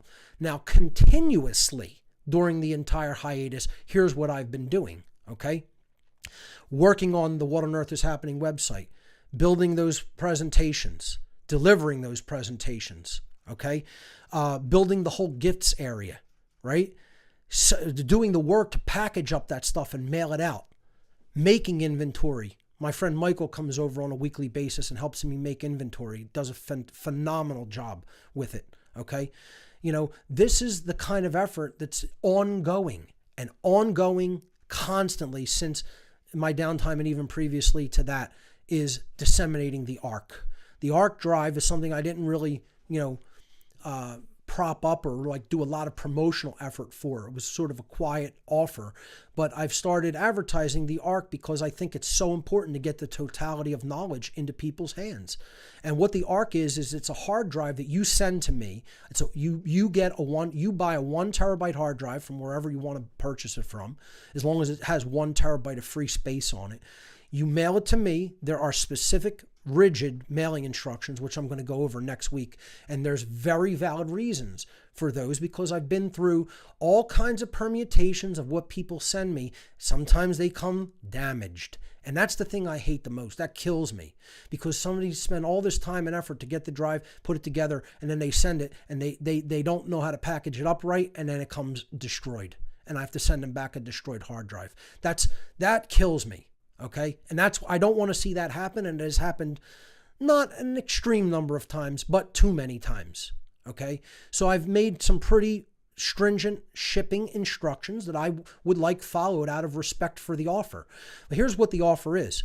I fill up from my personal research library 1,800 video files onto this drive, 8,000 digital books, and about 20,000 digital audio files in the form of lectures and presentations. And I put all of this in a structured way, structured into folders, onto the 1 terabyte drive that you provide to me, and then I ship it back to you. And you can research offline essentially until the day you die. Okay? You still won't go through it all. Okay? You'd have to practically be a superhuman to do that. Okay? It's not impossible, but more likely than not, this will keep you busy during the whole time you're alive. And hopefully we will achieve a state of human freedom by that point. Not ensured, not guaranteed, but, guaranteed up to the point when that happens, or the point when you pass from the 3D realm into wherever we go next, you will still be having data to look into in this drive that will still be there. Okay. So, this is what the ARC offer is. You can look more about it. You can research all the details about what this is at whatonearthishappening.com/ARC. Okay. There's a form at the bottom of that page after the offer is explained that you could fill out. Upon filling out that form, you will, in your web browser, you will not get an email sent to you, but in your web browser, you will get a link that you can click on and get the shipping instructions as a PDF document. You could either download that or print it, and then you could follow the instructions from there to receive the ARC. Okay, so that's what I have been doing in the meantime. Here's an example of the ARC. Just in a hard drive the size of, smaller than most people's cell phones, about the size of a small pack of cigarettes, a pack of thin cigarettes. Okay, that's how big one of these USB bus powered hard drives are. And it has basically everything you would ever possibly need to know to become awakened and to understand the world as it really is. Okay, so, it's an amazing time that we live in when you can carry that type of knowledge around in your pocket. But that's what the ARC drive is, and that's what it makes available. So that's what I've been doing during the downtime, the quote downtime, right? Where's Mark been? He's not doing anything. This is what people actually say in their ignorance after I've just shown you what I've done during the whole downtime. Now, compare that to what you have done to advance the great work. Compare that to what most people have done to advance the understanding of natural law, of true human freedom, of true anarchy. Now, that's all I'm saying. I'm not saying this makes me any kind of a better, such a superhuman person. Okay? What I'm saying is, let's compare our dynamic of drive and will to accomplish this end that we both say we want. And then let's look at who's putting more effort and force toward it. Who's actually engaged in the behavior of doing the great work effectively. That's all I'm saying. I want people to consider that. And if that's my downtime, okay, and now I'm back, imagine where this is going to go. That's what I've been doing during my hiatus. Okay? So with that having been said, I think I've shown people what I've been doing. Now the question becomes, what are you going to do? That's the question that you need to answer. What are you going to do? Okay? Let me come out of my full screen presentation, and I'm going to switch over to my web browser now. And I'm going to show people a few things. Okay? So in this section of the quote presentation for today, the show for today, I want to show you some new things that I've added to the What on Earth is Happening website during the hiatus. I want to show you the founders page briefly, if possible. I want to show you very briefly the 1776 gear page, and then I'm going to take you through the gifts area. Okay, I think it's highly important for me to take you through the gifts area to show you what that's all about and how it works, okay, and what not to do, all right? And then I'm going to take calls after that. And then I'm going to go through the call procedure too, because there's a little bit of confusion about it. I want to clear that up. This is what we're doing in this, like, you can consider this like a soft launch to the show in a way, okay? Because I want to catch people up on how things work on all this back end stuff that we have set up. So then this way, when people do call in, it's a smooth process, okay? Where there, as last week, there was a little bit of a hiccup and a confusion regarding it, okay? So, on the show, I have added the show on the webpage, okay, of whatonearthishappening.com. I've added the show tab, okay, and I've added the show button. Now, clicking either this button right here that says weekly video show or show will take you to the live show page, okay? So I'm not going to do that because, you know, it will stream what we're actually actively streaming right now. But basically, that's how you get to the show page.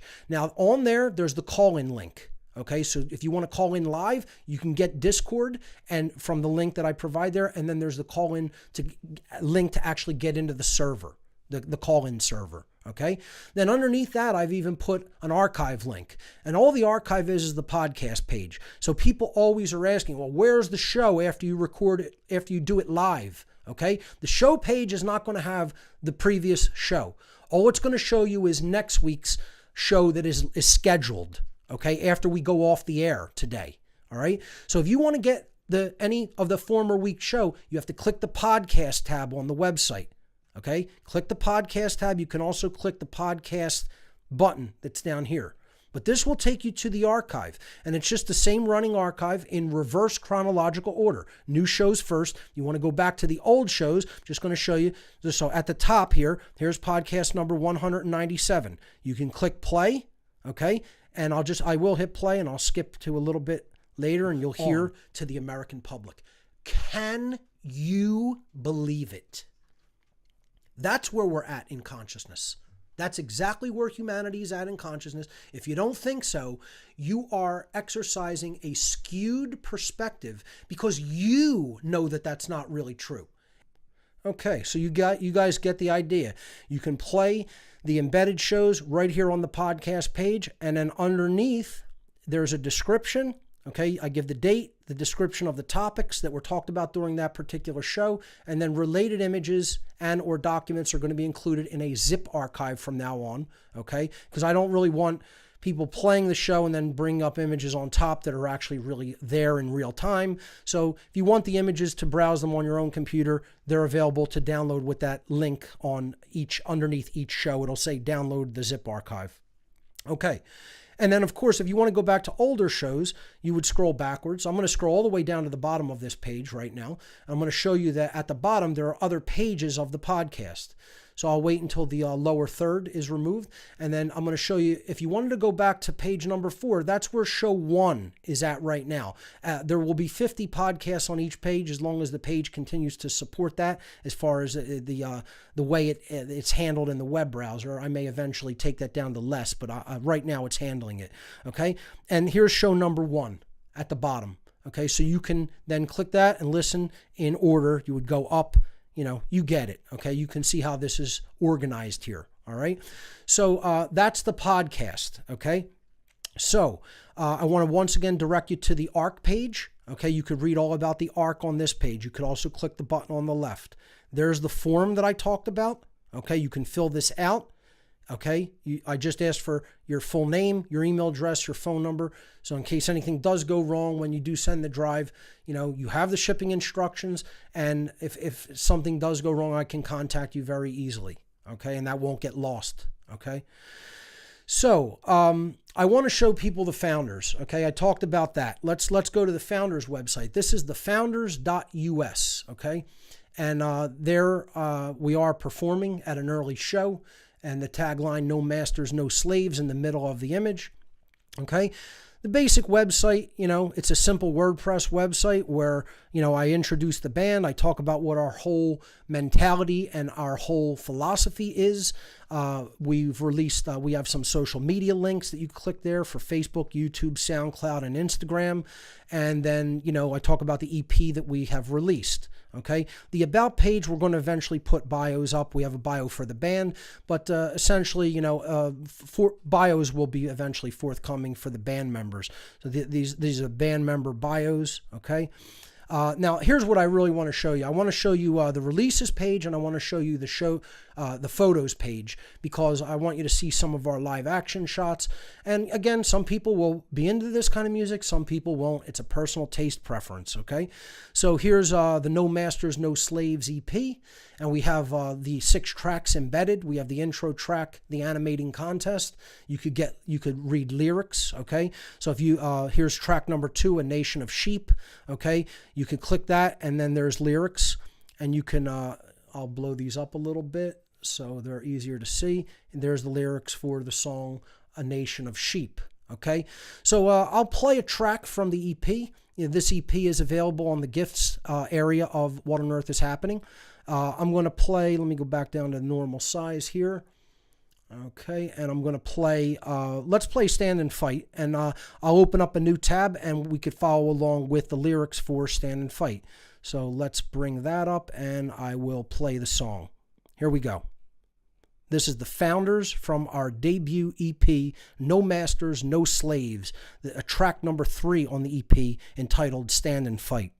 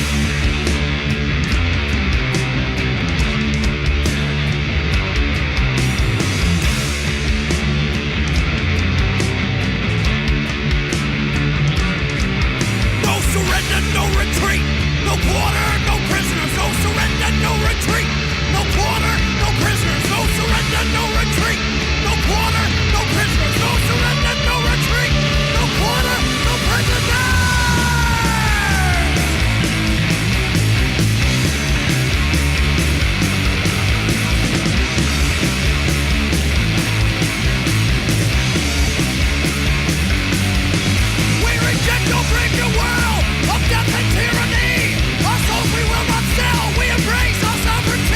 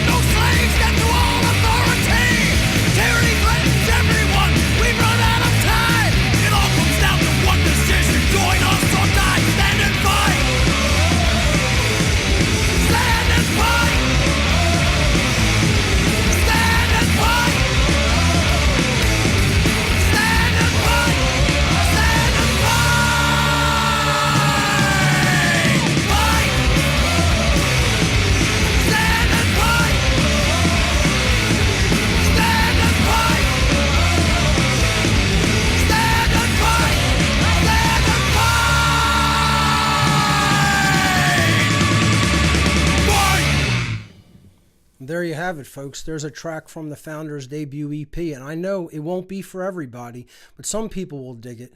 You know, some people understand kind of what I'm going for there. If you're familiar with older punk, especially some fast punk, hardcore punk, a little bit of an oi influence, a little bit of a metal influence. So, you know, if people aren't into it, that's your take, that's your opinion. I get it. I know that like heavy music isn't for everybody, you know, but there's a certain dynamic of people that it attracts. There are people who understand the angst that is involved in it. This is a cathartic thing for me personally. Okay. And, you know, I think for what we do, we're effectively putting out a message of freedom in a genre that would not ordinarily have this type of a philosophy interjected into it. So it's a very interesting blending of worlds, you could say. So let's continue by, so for people who want to check more out about the Founders, you could listen to our whole EP there, okay? So I'll just show you some photos. Let's see some photos from our early shows, okay? I'll roll through a few of these. You know, some of them are better than others because live action photos can tend to blur, you know, but basically, you know, you see us on the stage playing. You know, you could go through the whole gallery here. It's pretty nicely set up. Guitarist Mike. Older bass player John, who's moved on to a different project. There's our rhythm guitarist Carrie in the background. Our former drummer Jared. Our drummer now is Dan. And there's our other guitarist DJ, and he has now moved over to bass.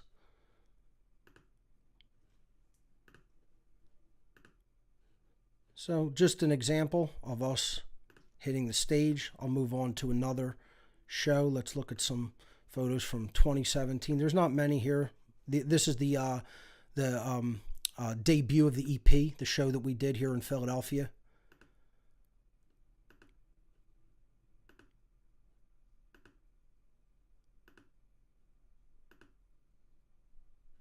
You guys get the idea, you know, okay? If you want to read the lyrics, that's on the lyrics page. There's also live videos. There's a couple. You could check those out. Okay, so the founders.us, I think it's been a fun project to do. It's kind of right on hiatus right now because I've been, you know, doing the work with What on Earth is Happening and getting ready to go out to Mexico. So I'll be picking this up after I come back from Mexico, and hopefully we'll get a full-length album out as soon as possible. That's another project I want to happen in the very near future. So that's the Founders. Okay, 1776 gear. This is the site that, again, I built with a friend here in Philadelphia. Very simple website. It's a simple e-commerce site. You could check out the t-shirts we have. And then there are other sections which are concealed carry gear for men and women. And then there is a section of health products. And some of these health products are pretty good. I take them myself. Not all of them, but a few. And you could check those out. Again, we're affiliates with those. We don't sell those directly. And there's some preparedness products. Again, preparedness and readiness is something that I also highly recommend. So, you know, that's something that I'll probably be doing a show on in the future as well. I know that my friend Fernando came to talk about water purification before. I'd like to maybe at some point bring him back on to get more into preparedness, and that's very poignant. It's something that is very apropos to what is going on in our world. Okay, so finally, before we go to some calls, I want to take people through not only the donation gifts website and show you how this works, but I want to show you the donation page on What on Earth is Happening, and I want to show you how you can make a personal donation to the effort of the show, because I think it's so highly important for people to understand that researchers like myself and people who are involved in this work can't continue to just do it on our own without any support whatsoever. Okay, and I feel like not only myself, but the other people who are actively engaged and involved in doing the great work deserve to be supported in doing this work. If other people aren't going to get involved and do the work directly, at least ancillarily support the work by either whatever type of donation that you can afford to make, or through donating technology, as I'm going to show you that we've set up a way to do that. Okay, so let's cut back to the laptop so that I could show people. This is gifts.whatonearthishappening.com, and I just want to show you how I got into this page. I'm going to close that down for a second, and I'm going to click on donation gifts. This button right here will get you there, or this tab right here, right next to the donate tab, which is gifts. Okay, but I'll click the button. Okay, now I used to take people directly into the page, but I wanted to put this caveat page up here, this introduction page, to explain to people that you do need a certain type of account to use gifts, the donation gifts area of What on Earth is Happening. So it says here, before using What on Earth is Happening donation gifts, you should know that you can only donate for gift items from this site using a PayPal account or a Bitcoin wallet.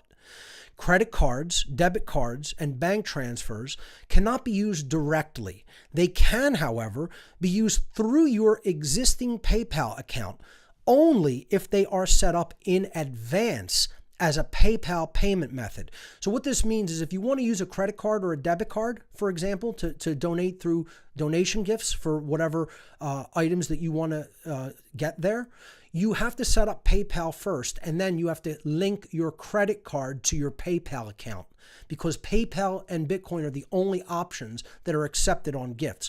So it says, click one of these, click one of the following buttons to continue. I understand I must have either a PayPal or a Bitcoin wallet, and I currently do have one of these options. If you click that you currently don't have these options, it just takes you to a page that says you need one of these, so you can go and set up a PayPal account by clicking either one of these links, or you can learn more about how Bitcoin works and how to set up a Bitcoin wallet by clicking on that link. Okay, so I'm going to go back, and I'm going to click the green button. Now that will open up the gift site in a new browser tab or window, okay?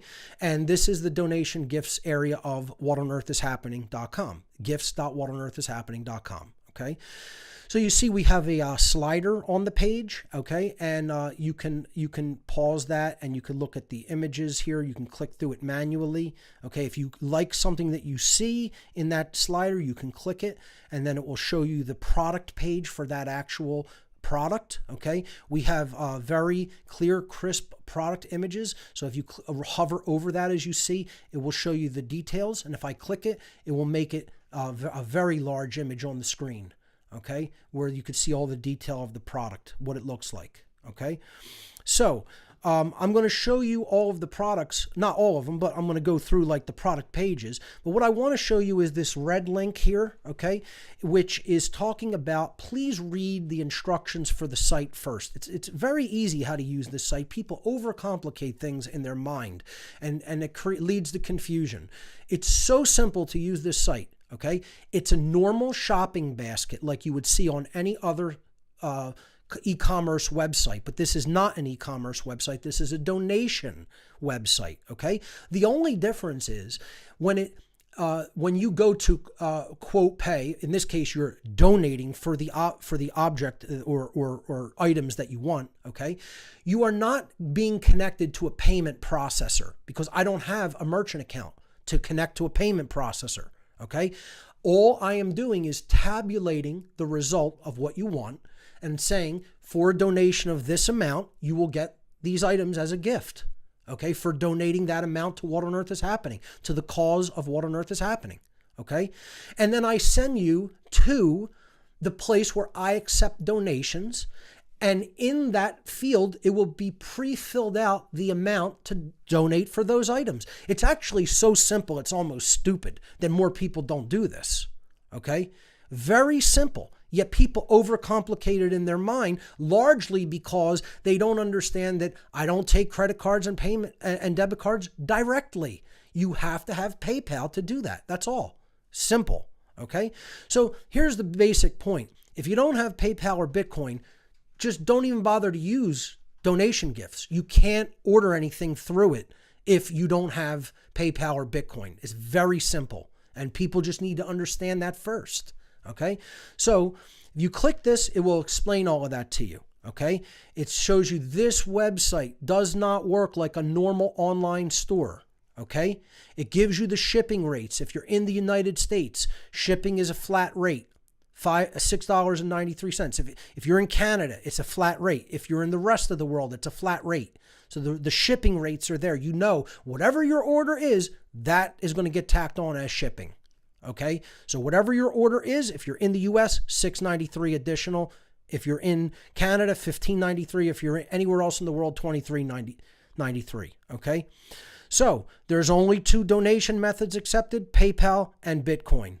Okay? If you want to use a credit card or a debit card or a bank transfer, you have to set that up in advance through PayPal. That's all this page basically explains to you. You can read the full instructions if you want. I ask people, show people this because if you put in an order by hitting the checkout button, just hitting the checkout button puts the order through on the back end. That's just how this cart works. I ask people respectfully, just don't hit the checkout button unless you're definitely going to make a donation. So, I just don't want the additional work of sorting through orders that were paid for versus not paid and just put in and then abandon. Respectfully, do not abandon the cart. If you're going to use the site, follow through with the donation once you choose the items that you want. So I'm going to take people through this real quick. Or I won't even take them through it. I'm just going to show you some of the items, okay? So we have the men's t-shirts. So let's click that. And this shows you all the men's t-shirts we have. We have what has been called the Natural Law t-shirt or the Lex Rex t-shirt. We have them in a palette of colors, 7 colors or 6 colors in black. Okay. And then we have the One Great Work t-shirts. Okay. With the logo for One Great Work, What on Earth is Happening on the front. Okay. And then I'll show you the backs of these in a moment. But we have those in a 7-color palette. And then we have 2 colors, black and a dark heathered gray for the new What on Earth is Happening design.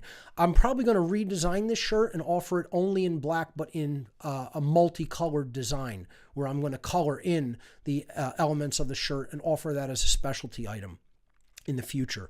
So let me go to Natural Law t-shirts here on the left, and let's click on the black version of the shirt. Okay, you get 4 different images down here in the image gallery. Okay, you could switch between them. So this is the front. Okay, you could hover to get detail, or you can click it, and you're seeing the full image of the shirt there.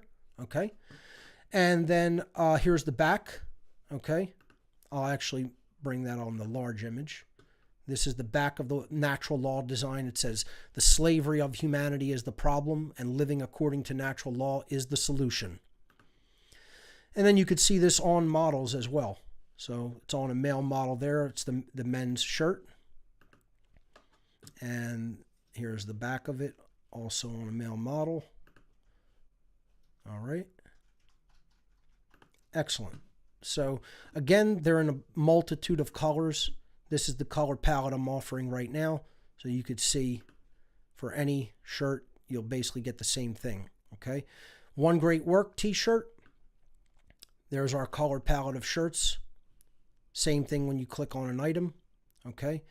And the What on Earth is Happening, new design. Okay. Vectorized variant of the logo. Looks pretty good. All right.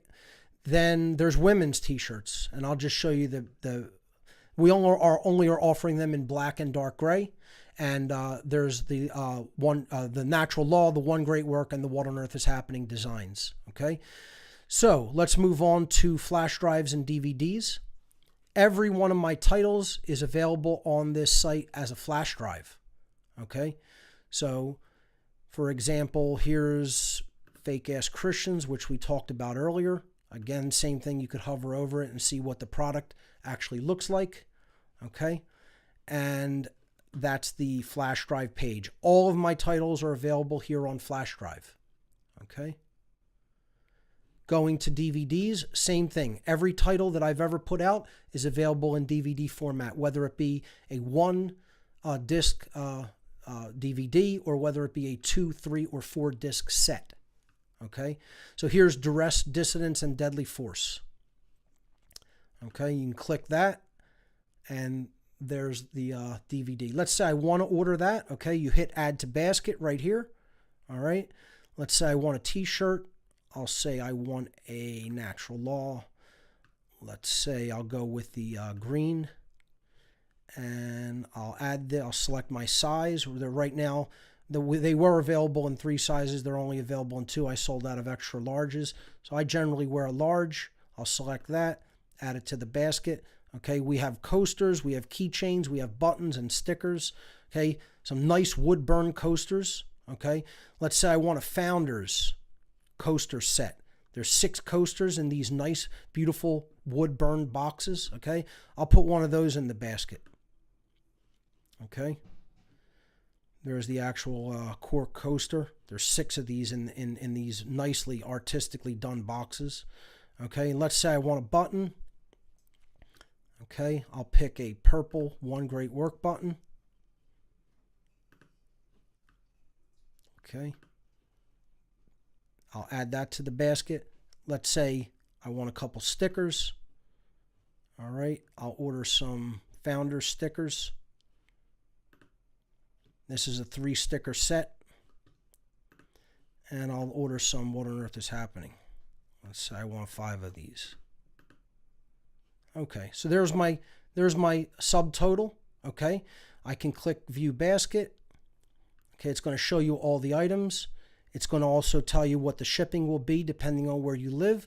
And I just ask people, don't hit the checkout button until you're actually ready to donate. That's all. Very simple. Respectfully asking that. Okay, so when you hit that, okay, you can fill in all your information. What it will do is it will take you to either paypal.me, or it will show you my Bitcoin address to donate to. If you choose PayPal, okay, it will take you to my paypal.me, and it will put the total of the order in where you donate through PayPal. And that's it. Then you do that through your PayPal account, send it, and then I will get the order right out to you. Okay, and if you have Bitcoin, you could do it the same way. It will give you my Bitcoin address. You just use your wallet to send the amount in Bitcoin to me. That's it. Okay, very simple to use. People overcomplicate things because they don't understand it's not a traditional e-commerce website, and it's just going to tabulate the donation value when you finish making your cart selection, and then it is going to send you to make the donation. Okay, so people have been very generous in using this site, and it's been working very well. And it's something that I hope people will continue, because these are great items to give to friends, relatives, family members, okay, to help get them awake, to help explain what is really taking place in our world. You know, you'll learn everything from occult symbolism to what real anarchy is, to free energy technologies that have been suppressed, and like a host more things. Okay, so donation gifts, you can get there by clicking the gifts tab or button, or going directly to gifts.whatonearthishappening.com. Okay, so next I want to go back to the web browser, and I want to show you the donation page. Okay, so this is something I also built out quite a bit during the hiatus, because I think I was very lax on telling people about donations for this broadcast. Okay, when I did start promoting it a little bit, more came. It's the idea of, if you want to receive, you must ask.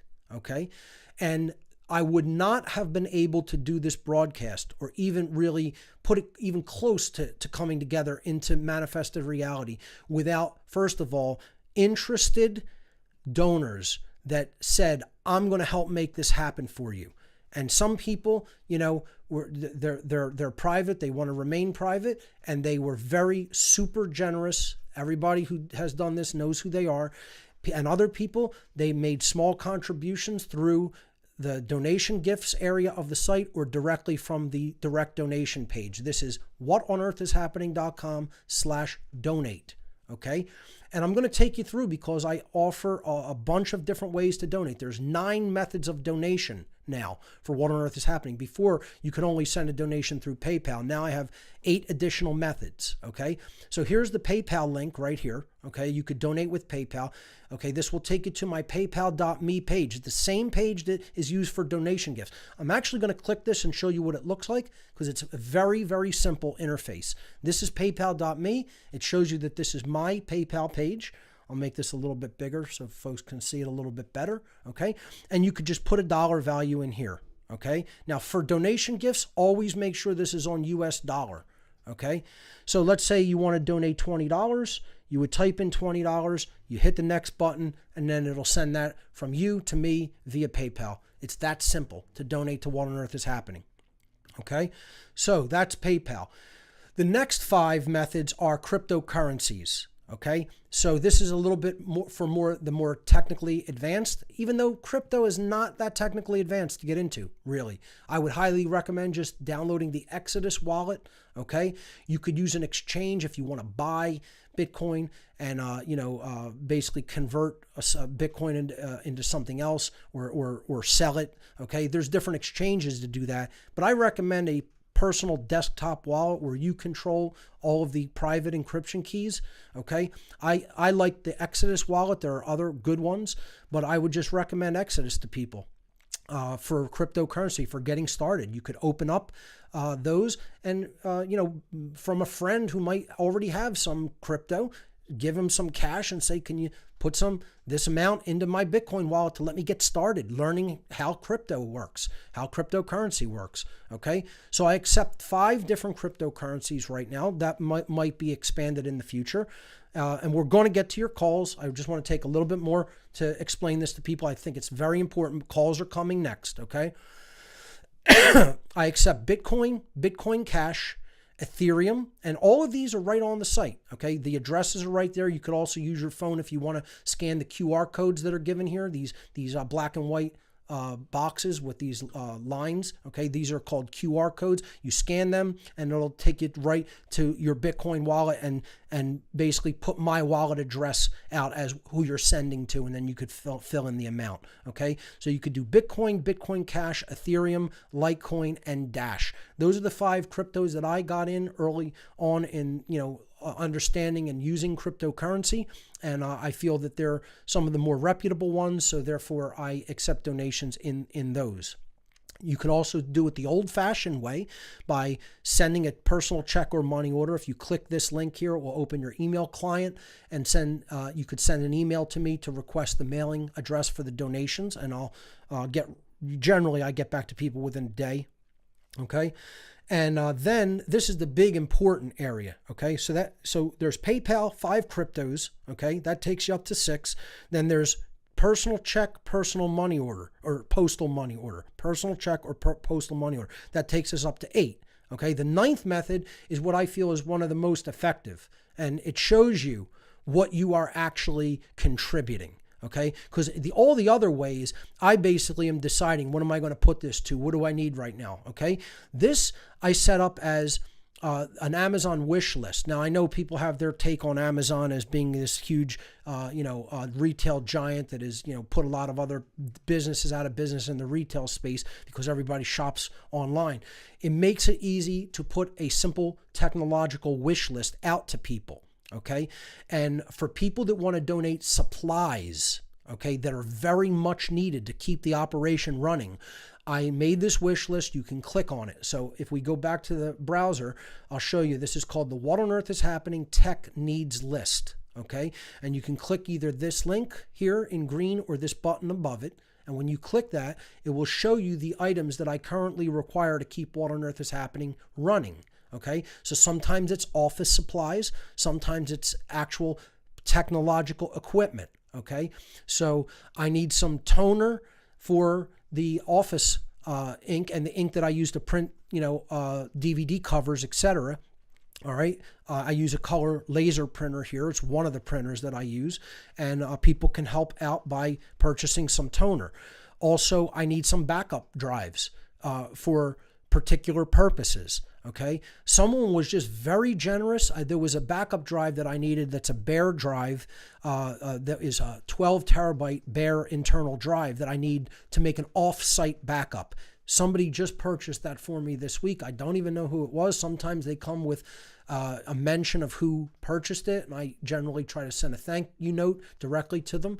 I don't know yet who did that, but I thank them for it in advance, having seen that they did purchase that for What on Earth is Happening. It's very needed.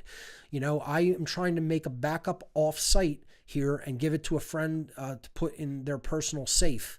Okay, so the data that is done, what is recorded here, and all the work that I've done cannot be destroyed locally. Okay, so thank you to whoever made that generous donation. There's a couple of backup hard drives here. I need 2 of these Seagate Slims, 2 terabyte. I am using some of these USB-C dock adapters right now. We've seen a little bit of quirkiness from the ones that I am currently using that I purchased a while back, and there's a couple of new ones that are out there that I think are a little bit better technologically, so I'm trying to upgrade that for the laptop that I use on my desk here. There's another for the tablet that I use. I'm looking to get another USB-C hub because I have some devices that I generally hook up to this as well, and I'm running out of space for that, so this hub will make it a much more productive device for me. And of course, thumb drives. I'm trying to move up to USB 3 thumb drives instead of USB 2 to give people a little bit more value, and it looks like in bulk these Cushion ones seem to work pretty good and have gotten some good reviews. So that's what's up there right now on the tech list, the tech needs list. Okay, so if you are so inclined and so generous, take a look at possibly making a donation of tech items through this wish list.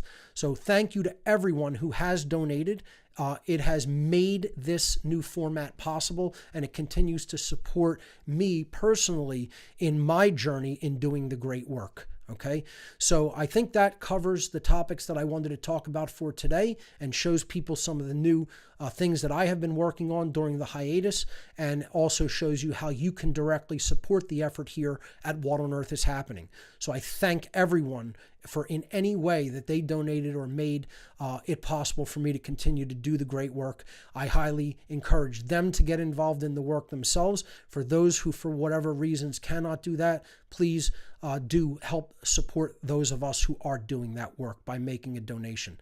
Thank you so much, and let's start to go to the phone lines. I'm going to get my headset on and get my software together here, and we will start to take your calls about anything that you want to talk about regarding What on Earth is Happening or anything that's relevant to what's taking place in our world today.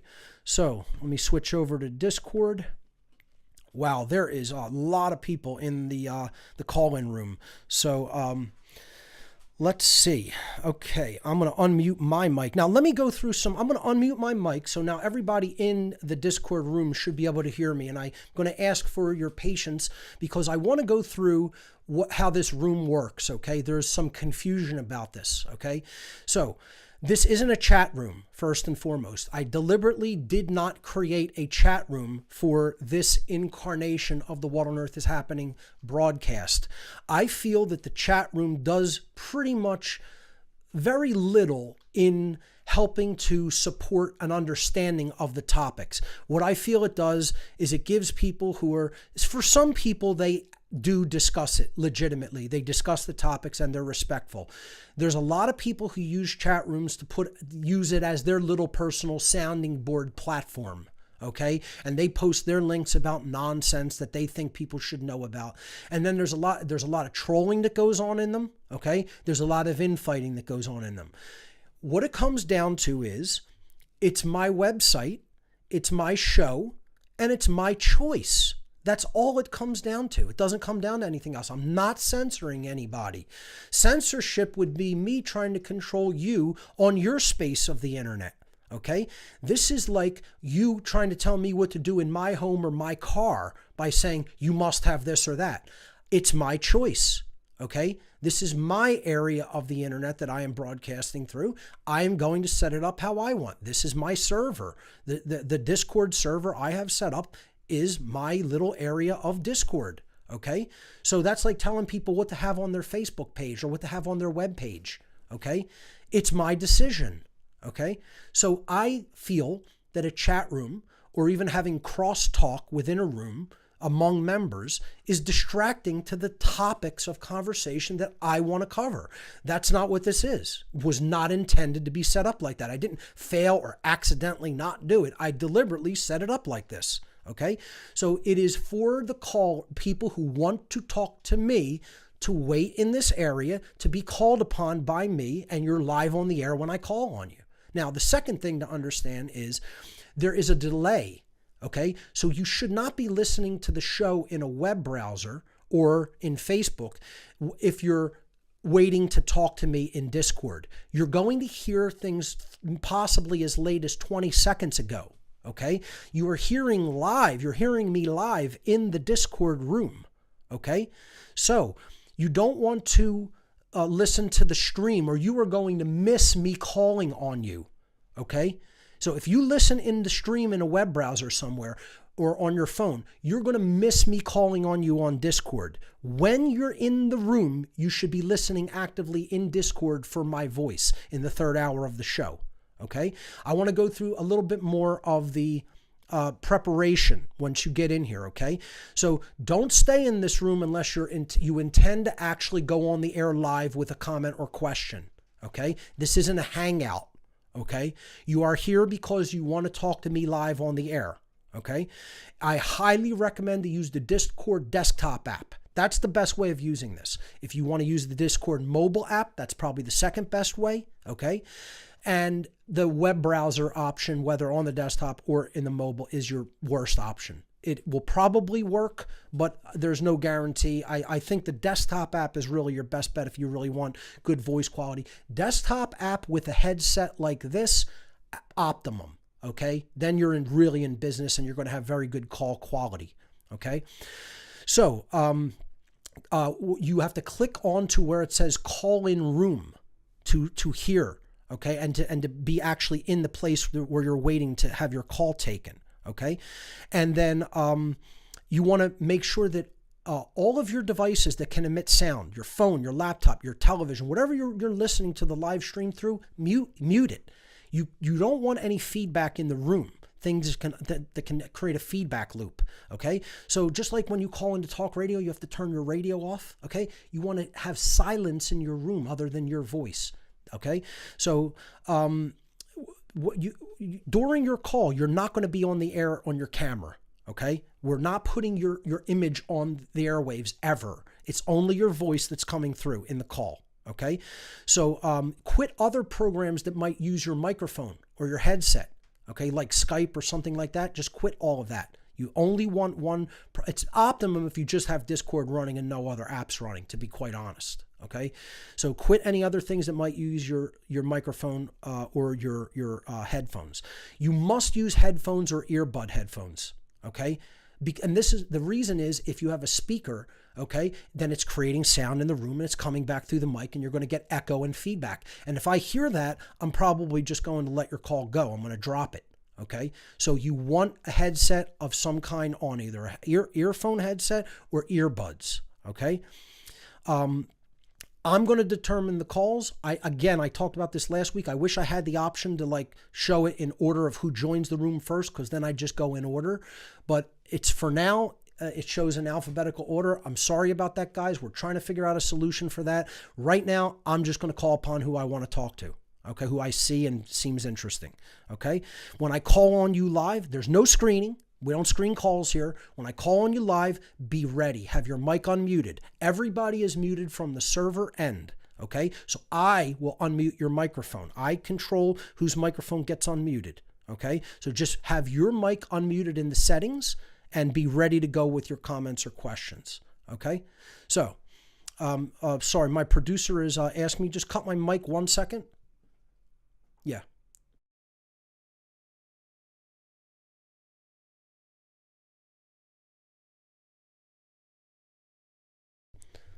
Okay, I was told that my mic was creating a little bit of distortion. Let me try to correct that momentarily, and then I'm going to go right into your calls. So I think it sounds okay now. Let me just make sure that's coming through okay. Everybody should be able to hear my volume. And let's go to, let's see. Let's go to Jonathan.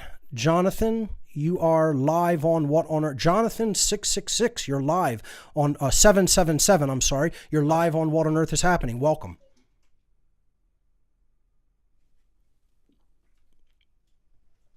Jonathan, are you there?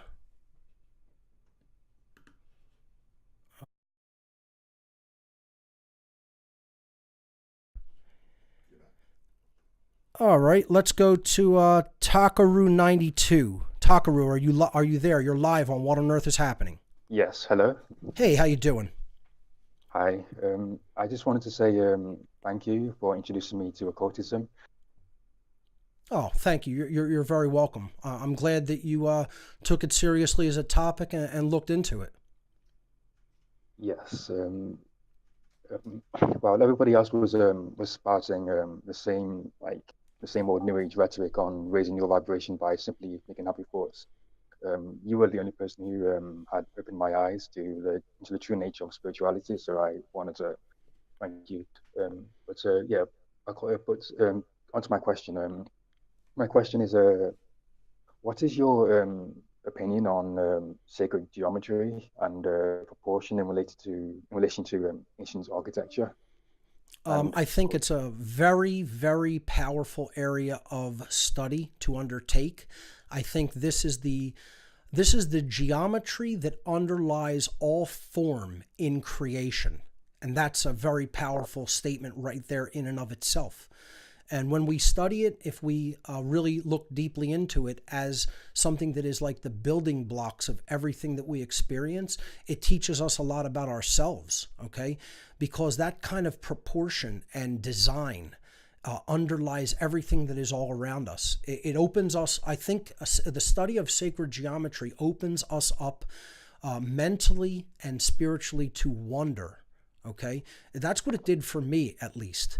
And so I think it's a very valuable study to undertake. And when you see these proportions in nature, you start to become aware that there is zero possibility as a potential that this is accidental.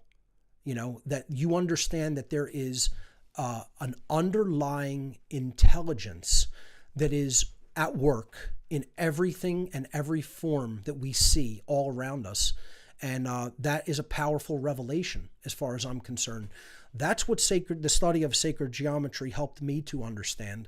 And I think if people take it up as a study, they'll see the value in it in a big way. I agree. I agree. Yeah. So, do you have anything else for us? Anything else you want to comment or question? Yes. It's just that it just makes you wonder about the current state of mainly in modern Western society with the buildings that we inhabit in modern architecture. Like I don't know about you or if it's just like me being subjective, but I find modern architecture so incredibly dull, bland, Yes. and ugly, and it just has no spiritual significance to me. Whereas, It's almost bereft of any type of spirit. It's almost bereft of any kind of real value aesthetic, aesthetic of any value whatsoever.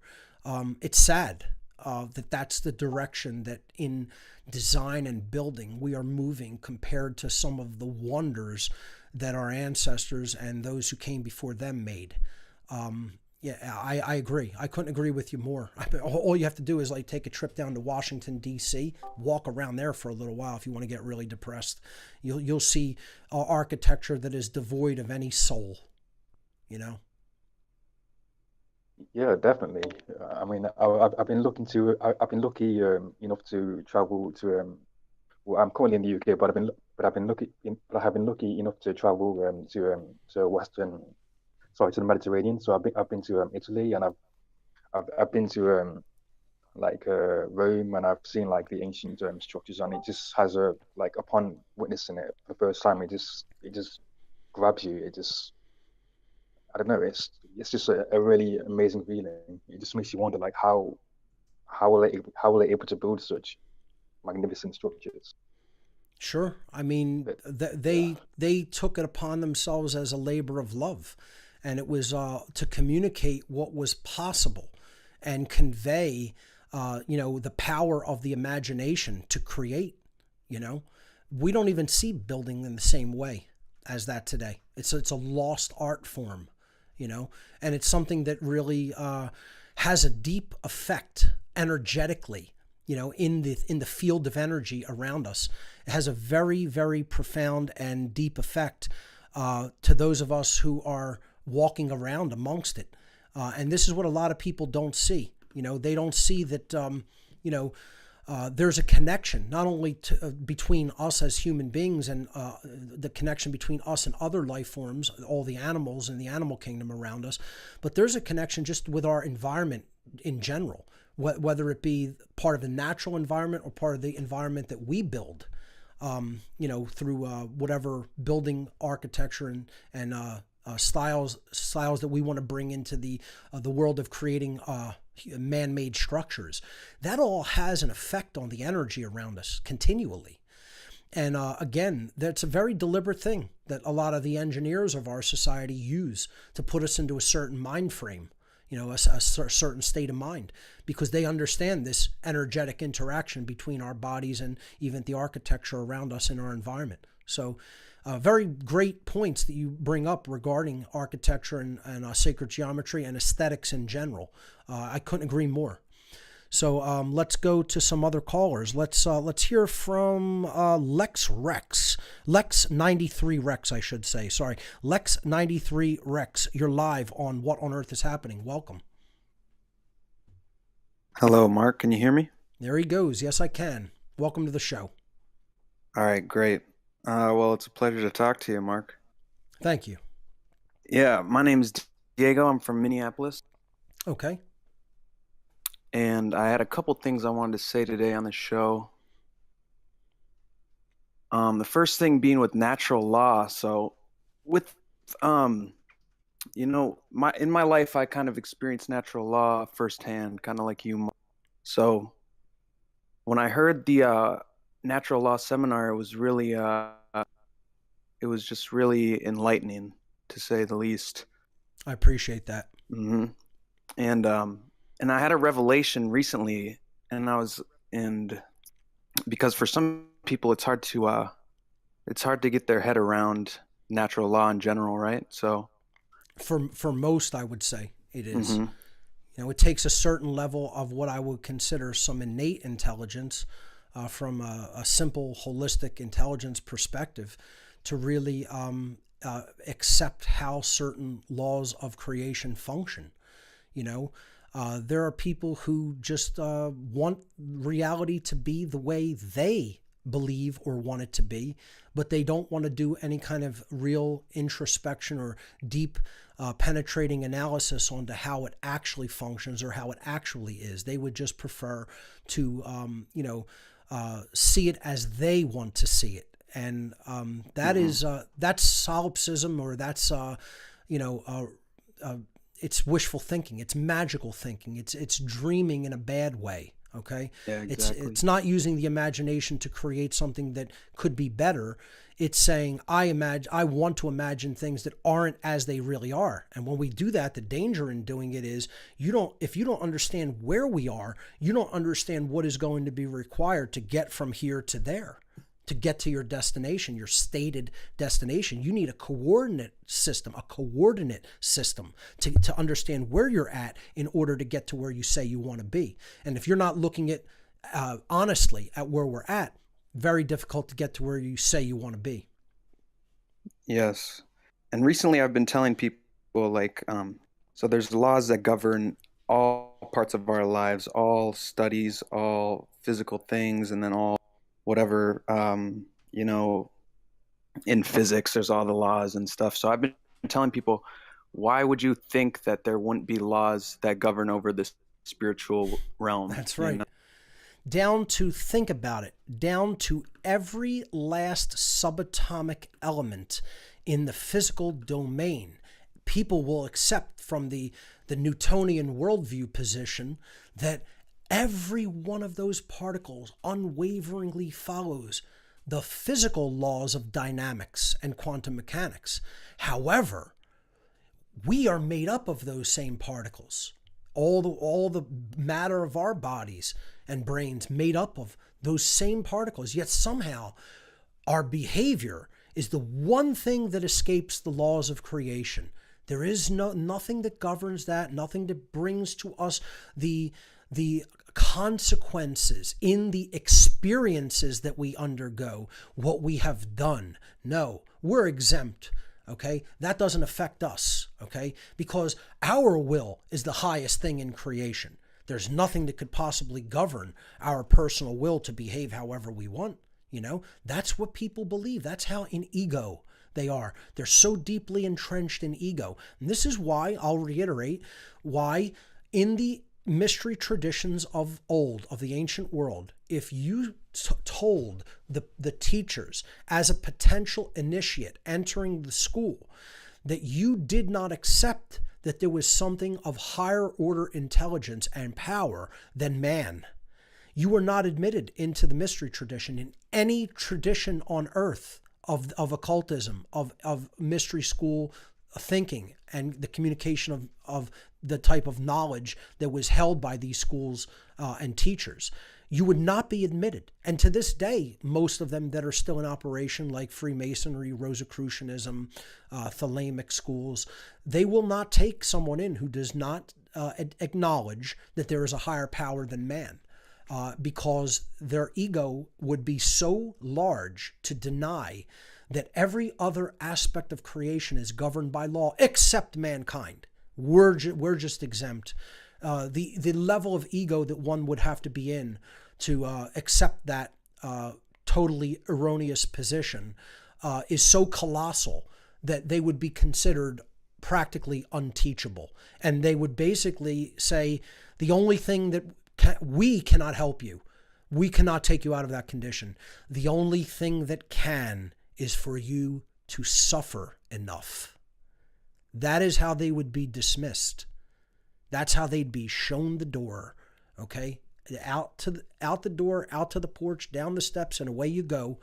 And maybe if you suffer enough in life, you will come to realize that your position is completely erroneous and untenable. And I would say most people who work themselves into that condition, most people die in that condition, sadly.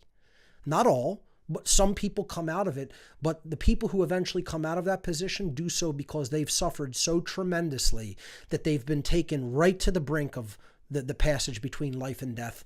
And somehow, some force nudged them to the side of life and said, you have to reevaluate your position and your mindset and the whole state of your mind and heart in general, the state of your soul.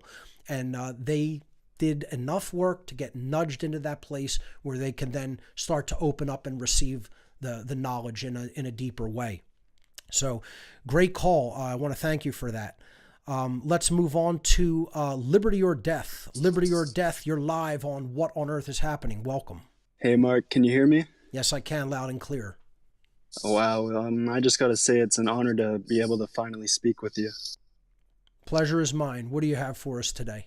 I'd like to just give some insight of sort of what I've observed as someone who's studying natural law, mind control, while also being a student within the Prussian outcome-based education model.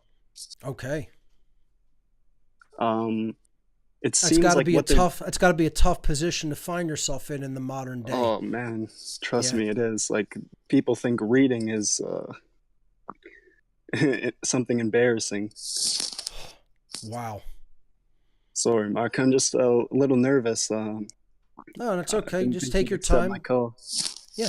So what has been your experience? Tell us a little bit about that. Well, something I've noticed, it seems like what they're doing is presenting these watered down versions of the satanic tenets under the guise of objective science. Interesting. And like, are you seeing a lot of like moral relativism in that sense? Selfishness, moral relativism, even perhaps eugenics? Yeah, exactly. Like, as like an anecdote, like in my social studies class, we had to do this activity where we were essentially, you create your own government, do like this mock auction where you bid on what the rights of your citizens would be. Like, raise your hand if you want your citizens to have the right to free speech, or the right to put a certain substance into their body. Like, they're propagating these ideas of moral relativism, like, as if it's just a consensus thing. And it's like, if you think that should happen, then it's a good idea, or it's somehow acceptable to just be the arbiters of those rights. Is that what you're saying? Exactly. So when it was my turn to present, I just said, rights are inherent in nature and they cannot be delegated or revoked by man. And That's right. I got an F, of course. You got an F for Yep. saying that rights don't come from human beings, and human beings cannot grant rights or revoke rights that exist naturally. You were failed in your Yep, class. I got a big fat F, Mark. I was surprised, but not really surprised. Well, this is where we're headed. We're headed into an induction, an initiation into Satanism. That's what is really taking place in the modern world, particularly in the university system.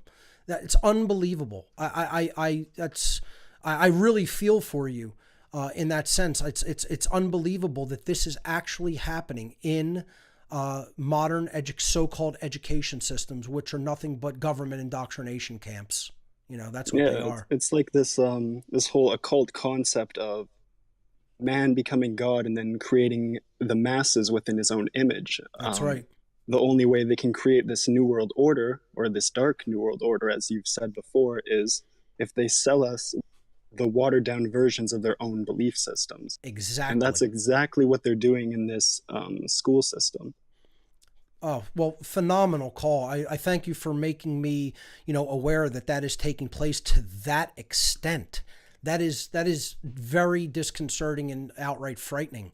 I mean, if you really hear what that caller just said, they are literally teaching the value system of Satanism in modern schools, in the so-called modern education system.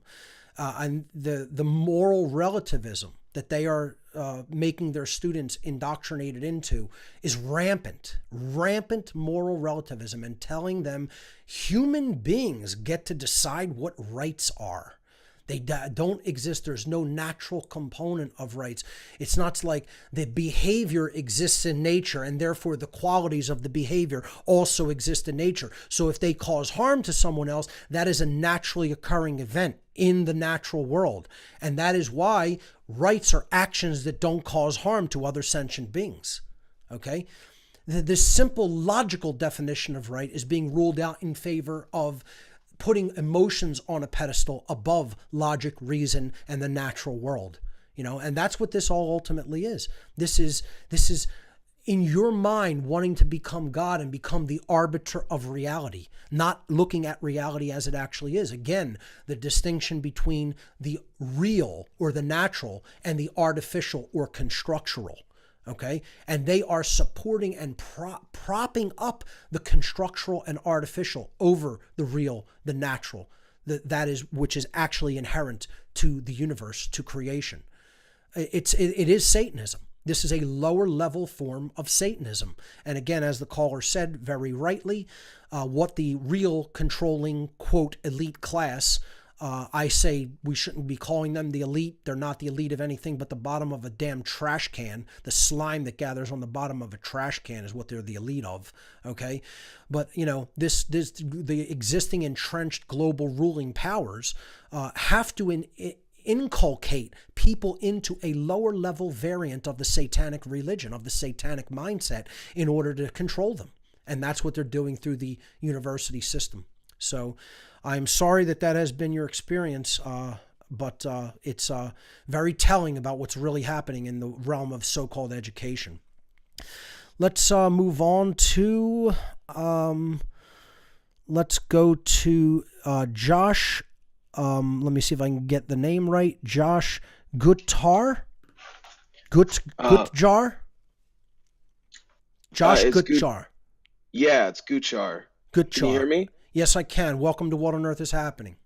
Oh, wow. It's I just want to say it's an honor to be talking with you. I've been listening to you for about 2 years now.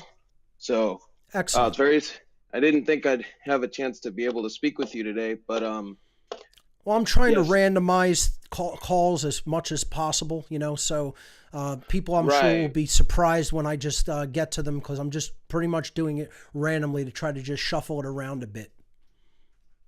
Right. So I watched your seminar on natural law and another one on the tarot cards. Yes. And I had a question I've been reading the tarot for about 6 months now, and I've been studying a lot more. Okay. And I think it's been able to show me more on natural law and how like things really do work in this world. And my question is like, now I've been able to see a lot more of like the issues in our society and in the world with how people are asleep and they don't generally understand common sense. Right. Do Without you a think, doubt. right? And do you think that everyone will be called to the truth either in this life or the next? Like, do you think eventually it's going to happen where we're all going to wake up in the form of like consciousness and this isn't how it's going to be forever? Right. Well, I would say that most definitely there is going to be a call to quote truth at some point for all individuals, because it doesn't matter. Nobody is going to live forever in this domain, in the physical body. Everything that lives one day passes away and dies and is recycled into the fabric of creation. And, that process goes on and on. So at some point, all of us are going to reunite with Source, however way you want to look at that. So we're all going to eventually get it, quote unquote. The question is whether we will get it in the physical domain here on Earth, okay, as a people, and be able to move our species to a higher level of awareness in consciousness, and then eventually inform in the 3D realm. That's what I think our birthright is. That's the birthright that's being withheld from us by the sorcerer priest class that is basically has us under their thumb right now. Okay, so will we accomplish the goal of creating a true free society as a human species and then moving to the next level as a species? See, we're not even a type 1 civilization on the Kardashev scale that measures civilization development. Okay, we're a type 0, which means that we basically get our energy from burning things and exploding things. Okay, type 1 civilization will have harnessed true free energy, and will start to use their geothermal energy of their planet and harnessing the energy that comes to the planet from its star, our sun. And then we'll move on from there and become intermediate between type 1 and 2, where we'll start exploring the solar system and eventually become at some point a type 2 civilization, which is much more advanced.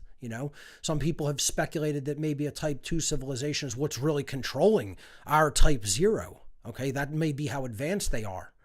Whether you want to see it as advanced human beings advanced in ancient occult psychology, or possibly potentially an extraterrestrial civilization that is of a much higher order of technological intelligence than us, it doesn't matter. It doesn't make a difference which one is controlling our civilization. The solution is always the same: non-compliance with the evil, by stopping doing behaviors that we don't have the right to do, which is what aligning our behavior with natural law is all about.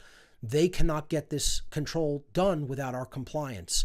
So, really great call. That it's the whole thing is all about how we ultimately have to change our mindset. If we don't change our mindset, nothing in the external domain is going to change. Okay? And this is what I continuously reemphasize with my work. We have to do the work upon ourselves through the study of whatever system of correspondences we're using. You alluded to tarot. There are many others. You can study Rosicrucianism and its symbols. You can study Freemasonry and its symbols. You can study Kabbalah, which is considered one of the roots, or if not the root, of the Western mystery traditions. And all these systems of correspondences are ultimately designed to do is to bombard the mind and the brain with all of these correspondences and symbols and allegories to a point where your left brain chatter of blah, blah, blah, blah, do this, do that, oh, don't, listen here, I'll go over here. Boom. At some point, it says stop. Don't completely shut off, but stop the chatter. This is what I talked about when I talked about the modalities of thought, okay? Concentration for linear focus. then meditation for being able to stop the mind from the chatter, then contemplation, the daydreaming state where we put it all together and we go into a truly imaginative, creative process. Okay? We have to engage in all of those when we have a system of correspondences, allegories, and symbols to combine those modalities of consciousness with. Then it becomes a powerful tool. It's a system that it operates as a tool upon the mind to focus the mind, to allow the mind to empty when it's required, to be still and to allow new things to come in, and then to be imaginative and creative and daydream and play with different thoughts. Okay, all of these modalities are necessary and required. None should be placed on a pedestal upon the other. And this is what we've lost, these modalities of thought. Some people can't focus. Some people can't stop the mind. Some people can't be imaginative and creative and daydream. We have, in some ways or another, we're so out of balance that we cannot engage in these modalities of thoughts as a holistic, cohesive unit, which is what our mind is supposed to be. We're fractured. We are segmented within ourselves. Okay, and the processes that I'm talking about, when you really study the occult, when you really study the psychology of self, it's all there to bring that all back together. So that it all functions cohesively. And when we do that, then we're in the proper modality for reception of truth. That's what the root of the Western mysteries is about. Okay. The Western mystery traditions, as opposed to the Eastern traditions, which are more about going deeper into self and awareness and pure consciousness, they are to be able to put the body and mind in a state of reception of truth. Okay? And then focus it even more after the reception of the truth to be able to then put the truth out there for others to receive. To focus it and hone it even more and put it in a way that is easily receivable and understandable, and then help to disseminate it. Okay? So that's what the root system Kabbalah actually means as a word. Okay? I'm going to be talking about this in Demystifying the Occult Revisited in ABKCO. The Kabbalistic tradition, one of the most powerful, very misunderstood by many people. Okay, as is most of all, if not all of the occult, is completely misunderstood. And what we have to understand is that it means literally, that the word Kabbalah literally means, and in its correct connotation, it means to receive properly. It doesn't just mean to receive. It means to properly receive, to be in the state of mind that is optimal for the reception of truth, is what the Kabbalah actually helps us to do. And that's also tarot is part of that tradition. It grows out of that tradition. Freemasonry, Rosicrucianism, they all grow out of that tradition. Even Thelema. Okay? So I'm very glad that you have gained a good understanding of some of the world of the occult. And I highly recommend people to study that and make that one of the endeavors that they want to personally move into a deeper understanding of in their own time. So thank you for that call. Patty Lager. Patty, welcome to What on Earth is Happening.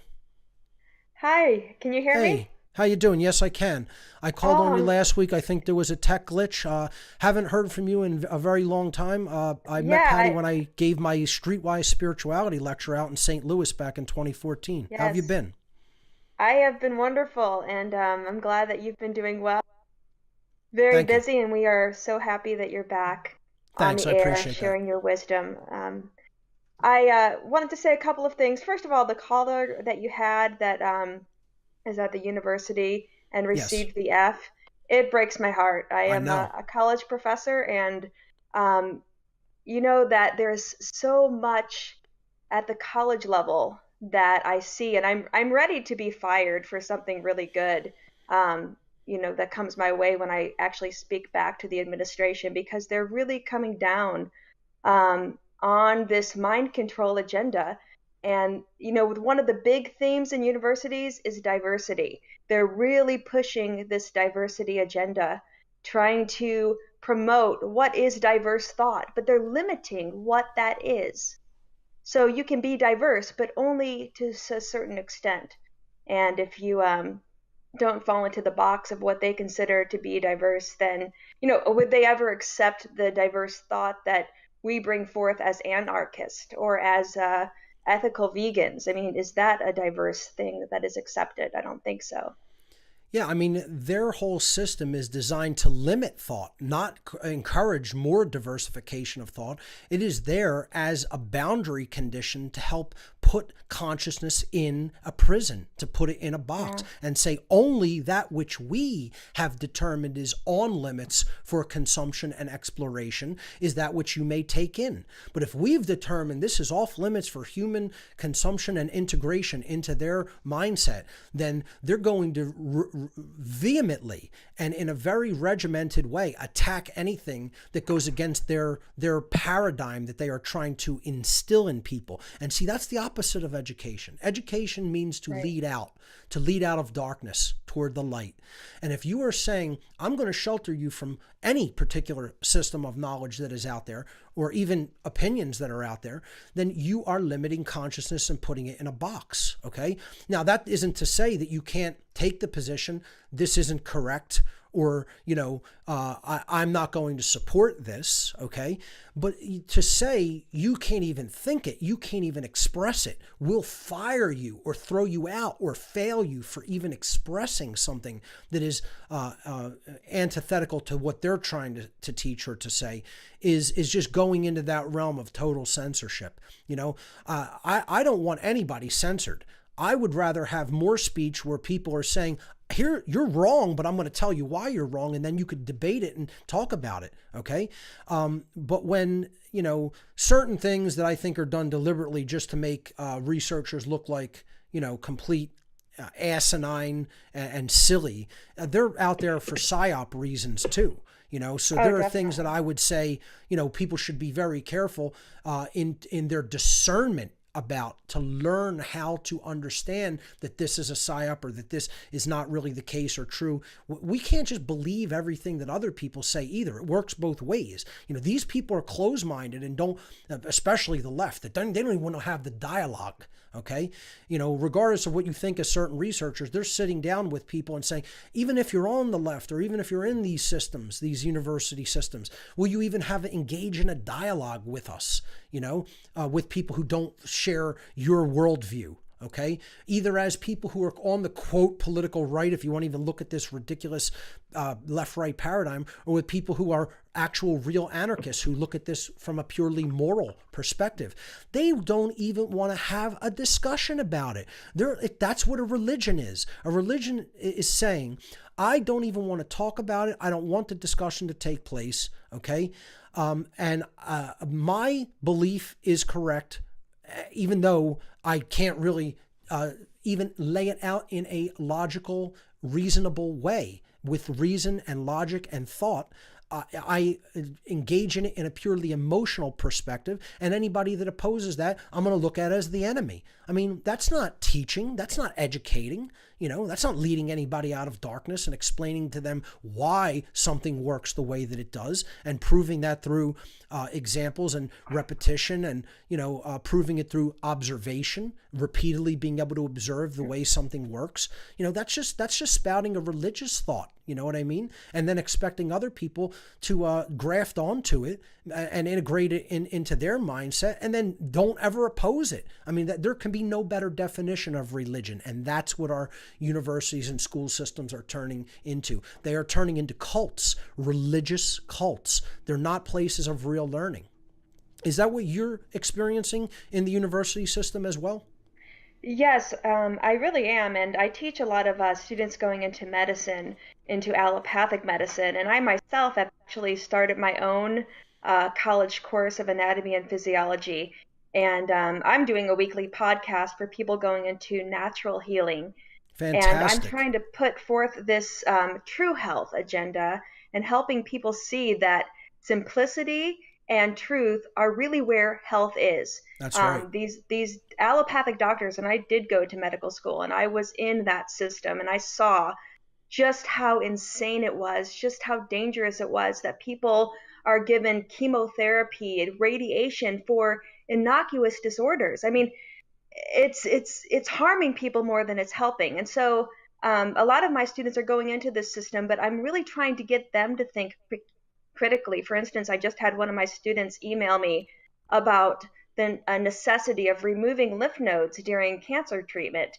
And they do that with the thought that they're going to get the cancer out of them more quickly, but really the lymph nodes contain the immune cells that are actually killing the cancer cells. So by removing all of these lymph nodes, you're creating more of a problem. And that's what I see more commonly in medicine. But anyway, I'm trying to put that forth. And Patty, that's really fantastic news that you're actually engaged in the great work by putting this out in a podcast. I want to give you the opportunity to plug your work, tell people your website or where your podcast can be found, because I trust that you. I know your whole mindset, and I know that you're putting out good, trustworthy information. So feel free to go ahead and plug it. Well, thank you very much. My website is Patty Lager, PATTYLAGND for naturopathic doctor. .com.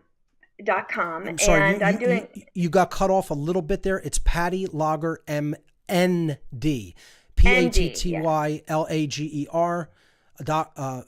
ND.com. Is that correct? That is correct. Okay. And I do Facebook Live. I'm doing it now on Sunday evenings.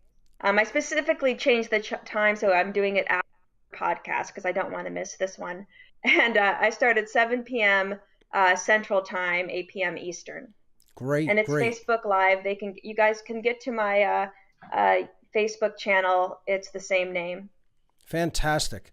Patty, thank you so much for the call, and thank you for doing the work and putting information out there for others. That's what this is all about, folks. It's about engaging. It's about getting involved. All right, we're running short on time. Let's go on. I'm going to go to Ivan from Phoenix. Ivan, welcome to What on Earth is Happening. What do you have for us this week? Hey, Mark, can you hear me? Yes, I can, loud and clear. All right. As usual, I have a couple of quick notes here, and I'm glad to see last week you did, on one of your slides, you put government on there, and you did put a distinction between external government and internal government. That's we right. had this conversation before that, That's right. Yeah, it's implied when we say government is mind control that we're talking about external institutions. That's However, right. for some of the initiates, we do need to distinguish, because then they think, oh, government's bad. Well, wait, mind control. You want to control your own mind, so you That's right. want internal government. That's so right. I wanted to remind people of that. And true internal government means if there is no externally imposed government, we are ultimately controlling the things that we are allowed to control, our own thoughts, our own emotions, our own actions. Okay. And if we have that kind of internal composed self-government, all external government is completely unnecessary. Okay. Therefore, we have to work upon ourselves to do that great work of coming into monarchy as an individual, one ruler of the kingdom of self. Okay. Exactly. So yes, these terms can be used interchangeably like that. When we talk about government being slavery, of course, we're referring to externalized, imposed, coercive, violent government. Okay. But yes, the word government in and of itself can apply to internal government. Again, if we choose not to govern ourselves in the right way, according to natural law principles, there are always going to be external forces that are going to swoop in and externally impose their form of coercive and violent government upon us. And that's why it's so important to do the work upon the self. That's what the great work, that's the beginning of the great work. Exactly. All right. And then my usual thing, movies. Last week we were gonna maybe talk about Glass, but I wanted to put that out there for those who haven't seen that. That's the third part, the end trilogy for M. Night Shyamalan's Unbreakable, Split, and now Glass. That has a lot of spoilers, so if people haven't seen that yet, get out there and see it, because there are quite a few twists at the end that bring up a lot of things that we as de-occultists are very familiar about. I'm glad to see it in theaters. It brought a tear to the eye, and a lot of people either like Shyamalan's films when they get it, and a lot of people don't like it. And then another film came out this weekend, Serenity.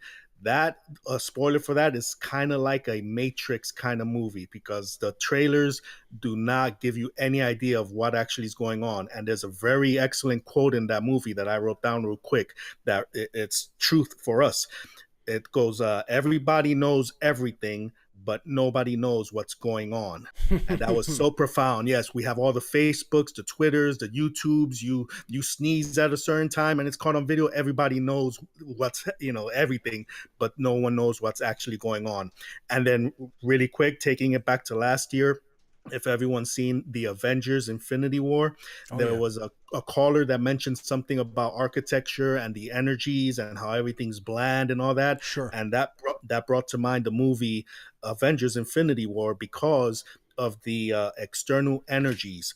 I think that film was almost a sequel to like 9/11 because Ivan, we're coming down to the end of the show. I think your allegorical analysis of movies in the modern world is so on point. I'm going to have to talk to you about maybe coming onto the One Great Network and doing a whole segment or some type of a live stream there about allegorical movie breakdowns. I think you would be phenomenal at it. I think it's something that we have to talk about, and I want to see if you're willing to consider doing that when we bring the network online.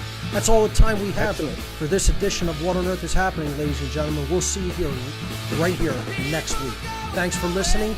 Government is slavery.